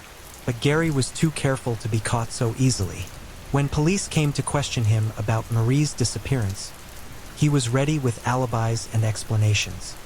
His mild-mannered demeanor and apparent cooperation convinced investigators that he couldn't be the monster they were hunting. Gary even passed a polygraph examination, his ability to lie so convincingly that even machines couldn't detect his deception. What the investigators didn't know was that Gary was laughing at them, enjoying the cat-and-mouse game he was playing with some of the best minds in law enforcement. While they were interviewing him as a potential witness, Gary was already planning his next kill, already selecting his next victim from the vulnerable women who continued to work the streets despite the growing terror. Carol Christensen, a 21-year-old who had fallen into prostitution to support a drug habit, became Gary's victim in May 1983. But Carol's murder marked a significant escalation in Gary's depravity. Not content with simple strangulation, Gary began experimenting with different methods of killing and body disposal. Carol's body was found posed in a degrading position, with objects placed around her in what appeared to be some sort of ritualistic arrangement. The discovery of Carol's body sent shockwaves through the investigation. This wasn't just random killing. This was a carefully orchestrated display of power and contempt. Gary was sending a message to law enforcement and society as a whole. He could kill with impunity, and there was nothing anyone could do to stop him. As 1983 turned into 1984, Gary's killing reached a frenzied pace. Bodies were being discovered almost weekly, each one adding to the growing sense of terror that gripped the Pacific Northwest. Women were afraid to go out alone at night. Parents kept their daughters locked indoors. The entire region was living under the shadow of a predator who seemed unstoppable. Constance Neon, only 20 years old, disappeared in June 1983. Her body wouldn't be found for nearly 2 years, hidden in one of Gary's remote dump sites where it slowly decomposed, while Gary continued his reign of terror. Kelly Ware, Shonda Summers, April Buttram. The names piled up like autumn leaves, each representing a life cut short by Gary's insatiable appetite for death. But perhaps the most chilling aspect of Gary's crimes was how ordinary he appeared to everyone around him. His co-workers at the truck plant saw him as a reliable, if unremarkable, employee. His neighbors viewed him as a quiet, polite man who kept to himself. His family knew him as a devoted son who visited his mother regularly. None of them suspected that they were interacting with one of history's most prolific serial killers. Gary had perfected the art of compartmentalization, keeping his public persona completely separate from his secret life as a murderer. During the day, he would paint trucks and make small talk with coworkers. At night, he would prowl the streets looking for victims. His transformation from ordinary citizen to remorseless killer, as complete as Dr. Jekyll becoming Mr. Hyde. The psychological toll on investigators was becoming severe. Detective Reichert had nightmares about the victims, their faces haunting his sleep and driving him to work even longer hours. The entire task force was showing signs of stress and exhaustion, the constant exposure to Gary's handiwork eroding their faith in humanity and their ability to protect the innocent. But Gary was just getting started. The killings that had terrorized the region in 1982 and 1983 were merely the warm-up act. As 1984 dawned, Gary was preparing to enter the most prolific period of his killing career, a year-long rampage that would push the body count to staggering heights and cement his place as one of America's most notorious serial killers. The Green River continued to flow toward the sea, carrying with it the broken dreams and shattered lives of Gary's victims. And in the shadows of the Pacific Northwest, a monster continued to hunt, his appetite for death growing stronger with each kill. The worst was yet to come. The year 1984 began with a city paralyzed by fear and a killer who had grown intoxicated with his own power. Gary Ridgway had transformed the Pacific Northwest into his personal killing field, and he was about to embark on the most prolific period of his murderous career. What followed was a symphony of terror that would claim dozens of lives and push law enforcement to the very limits of their capabilities. By January 1984, Gary had refined his methodology to deadly perfection. He moved through the streets of Seattle like a shark through bloody water, identifying victims with predatory precision. His hunting ground had expanded beyond the Green River area to encompass multiple counties, creating a web of terror that stretched across the entire Puget Sound region. The victims came from all walks of life, but they shared one common thread: vulnerability. Tammy Lyles, only 16 years old, had been living in foster care when she disappeared in June 1983. Her body wasn't discovered until 1988, hidden in one of Gary's remote dump sites where it had slowly decomposed while the investigation raged around them. Tammy's death represented everything horrific about Gary's crimes: the targeting of society's most vulnerable members, the casual disposal of human life, and the methodical way he evaded justice while continuing to kill. But it was Gary's treatment of Kelly McGinnis that truly revealed the depths of his depravity. Kelly, an 18-year-old with dreams of escaping the streets, met Gary in June 1983. What made her case particularly chilling was Gary's later admission that he had kept her alive for several days, using her as his personal plaything before finally ending her life when he grew bored with her suffering. This wasn't killing in a moment of rage or passion. This was prolonged, calculated torture that satisfied Gary's twisted psychological needs. Gary's ability to compartmentalize his crimes was perhaps his greatest asset as a serial killer. During the day, he maintained the facade of a normal, productive member of society. His supervisors at Kenworth Truck Company considered him a reliable employee who rarely missed work and kept to himself. His attendance was so consistent that coworkers later marveled at how he managed to maintain such a regular schedule while simultaneously conducting one of the most extensive murder sprees in American history. The answer lay in Gary's meticulous time management and planning. He would often commit his crimes during his off hours, using weekends and evenings to hunt for victims. Sometimes he would kill during his lunch breaks, selecting victims who could be quickly dispatched and disposed of before he had to return to work. This routine gave him the perfect cover. When investigators inevitably questioned his whereabouts during various murders, he could provide seemingly solid alibis backed up by time cards and witness statements. Lisa Yates, only 19 years old, became one of Gary's victims in December 1983. Her body was discovered in March 1984, marking the beginning of what would become known as the cluster years, a period when bodies were being discovered so frequently that the Green River Task Force could barely keep up with processing the crime scenes. Lisa's murder followed Gary's established pattern, but with one terrifying addition. Evidence suggested she had been kept alive for an extended period before being killed. The psychological profile that FBI experts developed during this period painted a picture of a highly organized, intelligent killer who derived immense satisfaction from his crimes. Unlike disorganized killers who acted impulsively, Gary planned every aspect of his murders with military precision.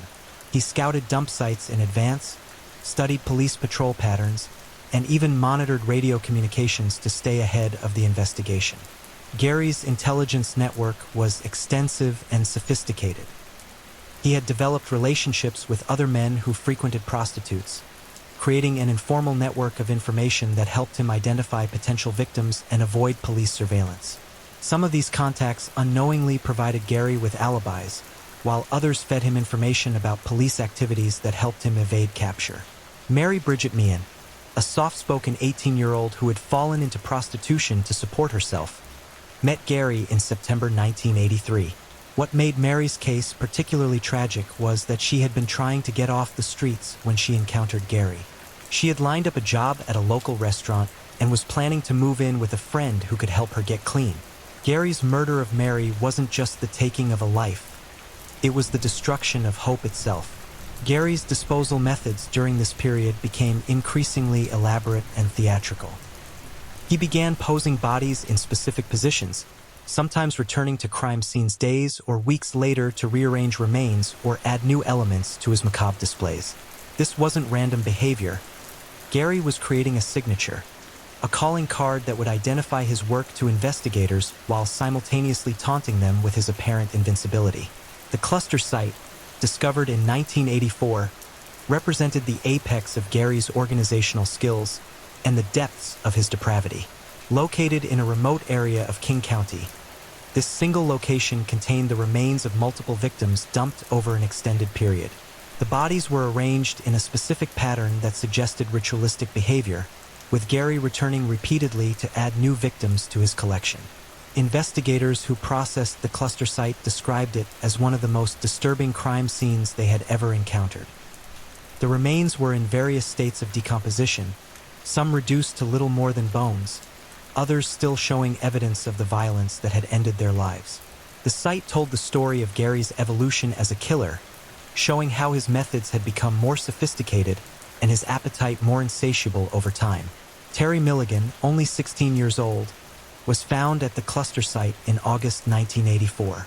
Terry had been living on her own, trying to support herself through prostitution while dreaming of a better life. Gary's murder of Terry was particularly brutal, involving prolonged torture that suggested he had kept her alive for several days before finally killing her. The condition of her remains told investigators that Gary's crimes were escalating in both frequency and savagery. The psychological pressure on the Green River Task Force was reaching critical levels by mid-1984. Detectives were working 18-hour days, processing crime scenes that would have been career-defining cases for most investigators, but had become routine occurrences in their nightmare world. The constant exposure to Gary's handiwork was taking a severe toll on the mental health of everyone involved in the investigation. Detective Dave Reichert found himself at the center of a media firestorm as the body count continued to climb. Reporters demanded answers that he didn't have. Family members pleaded for justice that seemed increasingly elusive, and his own superiors questioned whether the task force was capable of catching a killer who seemed to anticipate their every move. The pressure was so intense that several investigators requested transfers, unable to cope with the relentless horror of Gary's crimes. But Gary was just reaching his stride. The murders that had shocked the region in the early years of his spree were nothing compared to what was coming. As 1984 progressed into 1985, Gary entered what investigators later called his frenzy period, a time when his killing became so frequent and so brutal that it seemed impossible for one person to be responsible for such carnage. Sandra Gabbert, Kimmy Kai Pitzer, Debbie Mae Abernathy. The names became a litany of loss, each representing a life cut short by Gary's insatiable hunger for death. These weren't random killings committed in moments of rage or passion. These were carefully planned executions carried out by a predator who had turned murder into an art form. Gary's ability to avoid detection during this period was remarkable. Despite being questioned by police multiple times, despite failing polygraph tests, despite being identified by witnesses and surviving victims, he continued to kill with impunity. His success wasn't due to luck or incompetence on the part of investigators. It was the result of careful planning, meticulous attention to detail, and an intimate knowledge of how law enforcement operated. The Green River itself had become a symbol of terror throughout the region. Parents warned their children to stay away from the water, not because of drowning risks, but because of the bodies that continued to wash up along its banks. The river that had once been a source of life and recreation for the community had been transformed into a conveyor belt of death, carrying Gary's victims toward the sea like broken dolls discarded by a cruel child. By the end of 1985, the official body count had reached astronomical proportions, with new victims being discovered almost weekly. But investigators knew the true number was likely much higher. Gary had been killing for years before the first bodies were discovered, and there were dozens of missing persons cases that fit his victim profile. The Green River Killer wasn't just a serial murderer. He was a force of nature, a human hurricane that had devastated an entire region. As 1986 dawned, Gary showed no signs of slowing down. If anything, his appetite for death seemed to be growing stronger. The monster that had emerged from the shadows in 1982 had evolved into something far more dangerous. A perfect predator who could kill at will while maintaining the facade of a normal, law-abiding citizen. The worst was yet to come, and Gary Ridgway was just getting started. As the 1980s drew to a close, Gary Ridgway had achieved something that few serial killers ever accomplish. He had become a ghost. Despite being one of the most investigated suspects in American criminal history, despite leaving a trail of bodies across the Pacific Northwest, and despite the tireless efforts of hundreds of law enforcement professionals, Gary continued to evade justice while living in plain sight. The late 1980s marked a significant shift in Gary's killing pattern. Whether due to increased police scrutiny, changes in his personal life, or simple evolution of his methodology, Gary's murders became less frequent but no less brutal. This wasn't mercy or rehabilitation, it was adaptation. Like a virus that mutates to survive, Gary was changing his approach to stay ahead of the investigation. In 1988, Gary married for the third time, this union to Judith Lynch proving to be his longest-lasting relationship. Judith would later describe Gary as the perfect husband, attentive, caring, and completely devoted to their life together. She never suspected that the man who brought her flowers and took her to church every Sunday was simultaneously one of America's most prolific serial killers. This third marriage provided Gary with something he had never possessed before: perfect cover. Judith's presence in his life gave him an alibi for many evenings and weekends, times when he had previously been free to hunt for victims. More importantly, she humanized him in the eyes of investigators who continued to view him as a suspect. How could this devoted husband, this man who seemed genuinely happy in his marriage, be capable of the monstrous crimes they were investigating? But Gary's killing didn't stop entirely. It simply became more careful, more strategic. Rebecca Marrero, only 20 years old, disappeared in December 1982, but her body wasn't discovered until 1984. What made Rebecca's case particularly significant was the evidence it provided of Gary's escalating depravity. The condition of her remains suggested she had been subjected to prolonged torture before death, and the elaborate staging of her body indicated that Gary was using his victims to send messages to investigators. The Green River Task Force, meanwhile, was struggling with the most complex and extensive serial killer investigation in American history. By 1987, they had interviewed thousands of suspects, followed up on tens of thousands of tips, and processed hundreds of pieces of evidence. The financial cost of the investigation had reached unprecedented levels, and public pressure for results was mounting to unbearable levels. Detective Dave Reichert, who had been with the case since the discovery of the first victims, found himself carrying the weight of dozens of unsolved murders. Each crime scene photograph was burned into his memory. Each victim's family member who called asking for updates was a reminder of his failure to catch their loved one's killer. The psychological toll was severe. Reichert would later admit to having nightmares about the victims, their faces haunting his sleep and driving him to work ever longer hours in pursuit of justice. DNA technology, still in its infancy during the early years of the investigation, began to offer new hope as the 1990s progressed. Genetic material recovered from several victims was carefully preserved, waiting for the day when technology would advance enough to provide definitive identification of the killer. This wasn't just evidence. It was a time bomb, ticking away in police storage facilities while Gary continued his normal life, unaware that science was slowly closing in on him. The investigation took a dramatic turn in 1991 when Gary was arrested for soliciting prostitution. This wasn't related to the Green River killings, but it provided investigators with an opportunity to collect samples of his DNA, hair, and saliva under the guise of processing a routine arrest. Gary submitted to the collection with characteristic cooperation, even joking with officers about the inconvenience of the arrest.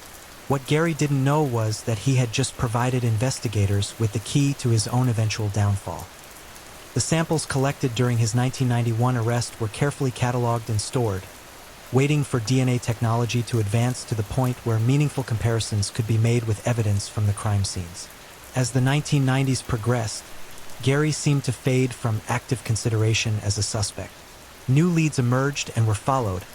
Other suspects were investigated and cleared, and the massive task force gradually shrank as resources were redirected to other cases. Gary watched this retreat with satisfaction, believing he had successfully outlasted the investigation and achieved something approaching immunity from prosecution. But a core group of investigators never stopped believing that Gary was their man.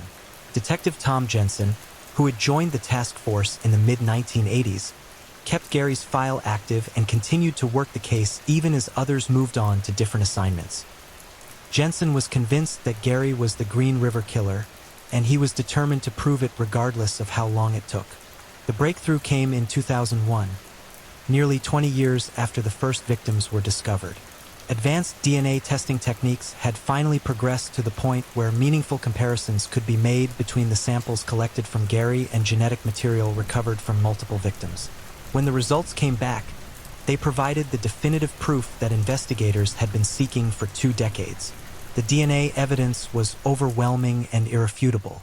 Gary's genetic material was found on multiple victims, including some whose bodies had been discovered years apart in different locations. This wasn't coincidence or contamination. This was scientific proof that Gary Leon Ridgway was the Green River killer. On November 30th, 2001, Gary was arrested at his workplace, ending one of the longest manhunts in American history. The arrest was carefully orchestrated to avoid any possibility of escape or destruction of evidence. Gary was painting trucks at the Kenworth plant when officers approached him, the same mundane activity he had been engaged in for decades, while secretly conducting his reign of terror. Gary's reaction to his arrest was characteristic of his personality: calm, cooperative, and seemingly unconcerned. He didn't resist, didn't demand a lawyer, and didn't protest his innocence. Instead, he simply asked if he could finish painting the truck he was working on, as if being arrested for serial murder was merely an inconvenience in his daily routine. The interrogation that followed Gary's arrest was a masterclass in psychological manipulation and investigation technique. Detective Tom Jensen and his colleagues had spent years preparing for this moment, studying Gary's personality and developing strategies to break through his defenses. They knew they were dealing with an intelligent, manipulative individual who had successfully deceived investigators for 2 decades. Gary's initial strategy was to maintain his innocence while appearing helpful and cooperative. He answered questions politely, provided alibis for various dates, and expressed sympathy for the victims' families. But investigators knew they had irrefutable DNA evidence, and they used this knowledge to gradually corner Gary psychologically. The breakthrough came when investigators began showing Gary photographs of his victims.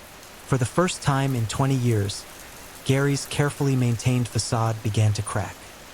His breathing became labored, his hands started to shake, and sweat began to bead on his forehead. These weren't actors or abstract concepts. These were real people whose lives he had ended, and seeing their faces forced Gary to confront the reality of his crimes. As the interrogation continued over several days, Gary's denials became weaker and less convincing. Investigators presented evidence in a carefully orchestrated sequence, each piece building on the last to create an inescapable web of proof. Crime scene photographs, DNA results, witness statements, timeline analyses, all pointed to one inescapable conclusion: Gary Leon Ridgway was the Green River killer. The moment of Gary's confession came on November 5, 2003, nearly 2 years after his arrest. Faced with overwhelming evidence and the possibility of the death penalty, Gary finally admitted to his crimes. But this wasn't a moment of remorse or cathartic release. It was a calculated decision based on self-preservation. Gary's confession was part of a plea agreement that would spare his life in exchange for providing information about his victims and their locations. What followed was one of the most chilling confessions in criminal history. Gary didn't just admit to the killings. He provided detailed descriptions of his methods, his motivations, and his victim selection process. He spoke about murder with the same casual tone most people use to discuss their work, describing the taking of human life as if it were just another job that needed to be completed efficiently. Gary confessed to killing at least 71 women, though investigators believe the true number may be much higher. He provided locations for bodies that had never been found, details about murders that had gone unsolved for decades, and insights into the mind of a predator that chilled even experienced investigators to the bone. The confession sessions revealed the true scope of Gary's depravity. He described how he would sometimes return to dump sites to have sex with decomposing corpses, how he would arrange bodies in specific positions to send messages to investigators, and how he would take jewelry and personal items from victims as trophies. His house was searched and revealed a horrifying collection of souvenirs, rings, earrings, driver's licenses, and photographs that Gary had kept as mementos of his crimes. Perhaps most disturbing was Gary's complete lack of remorse. When asked about the pain he had caused to the victims' families, Gary simply shrugged and said he didn't think about that. He viewed his victims not as human beings but as objects to be used and discarded. This wasn't the confession of a man seeking redemption. It was the clinical report of a predator explaining his hunting techniques. Gary's methodology, as revealed through his confessions, was far more sophisticated than investigators had realized. He had developed an entire system for selecting victims, studying their habits and vulnerabilities before striking. He preferred women who were involved in prostitution not out of any particular hatred for sex workers, but because they were less likely to be immediately missed and their lifestyles made them easy to approach. The selection process was coldly calculated. Gary would cruise the Pacific Highway and other known prostitution areas, observing potential victims for days or even weeks before making contact. He studied their regular customers, their working hours, their drug dependencies, anything that could give him an advantage. When he finally approached a victim, he already knew exactly how the encounter would unfold. Gary's ability to manipulate his victims was perhaps his most chilling skill. He could project an aura of harmlessness that completely disarmed even the most streetwise women. Survivors who encountered Gary but escaped described him as polite, soft-spoken, and seemingly gentle.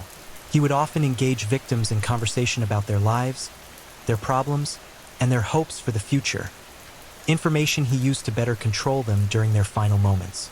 The actual murders, as described by Gary, were ritualistic in their precision.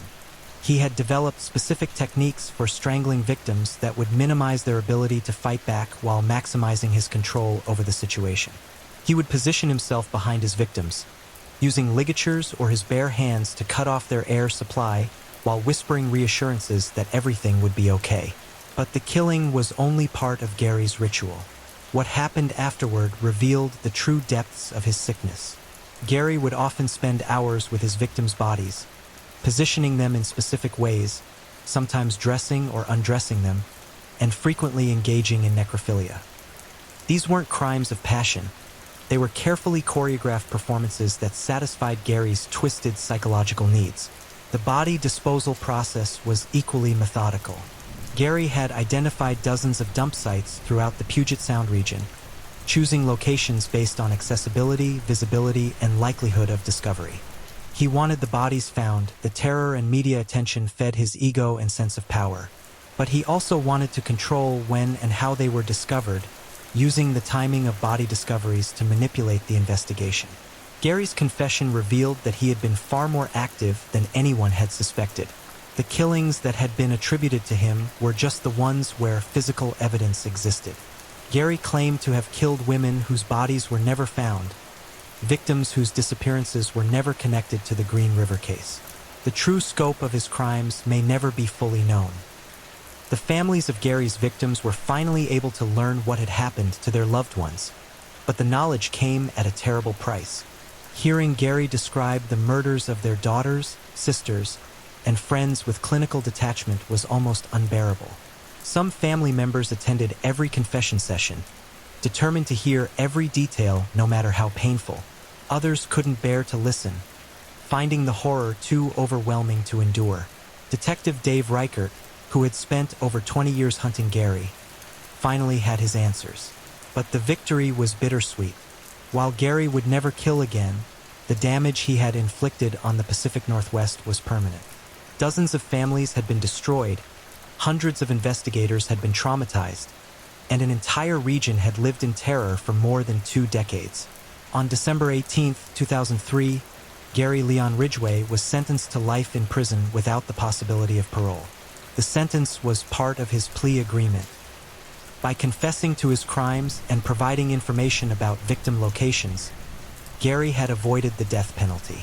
Many people felt this was too lenient for someone who had caused so much suffering, but prosecutors argued that the information Gary provided was invaluable to bringing closure to victims' families. The sentencing hearing was one of the most emotionally charged proceedings in Washington state history. Victim after victim's family members stood before Gary, telling him about the daughters, sisters, and mothers he had murdered. They spoke of birthdays that would never be celebrated, graduations that would never happen, and grandchildren who would never be born. Through it all, Gary sat impassively, showing no emotion or remorse for his crimes. Gary's final statement to the court was as chilling as his crimes. He apologized not for the pain he had caused, but for the trouble his actions had created. He spoke of his victims as if they were inconveniences rather than human beings, and expressed concern primarily for his own family's suffering.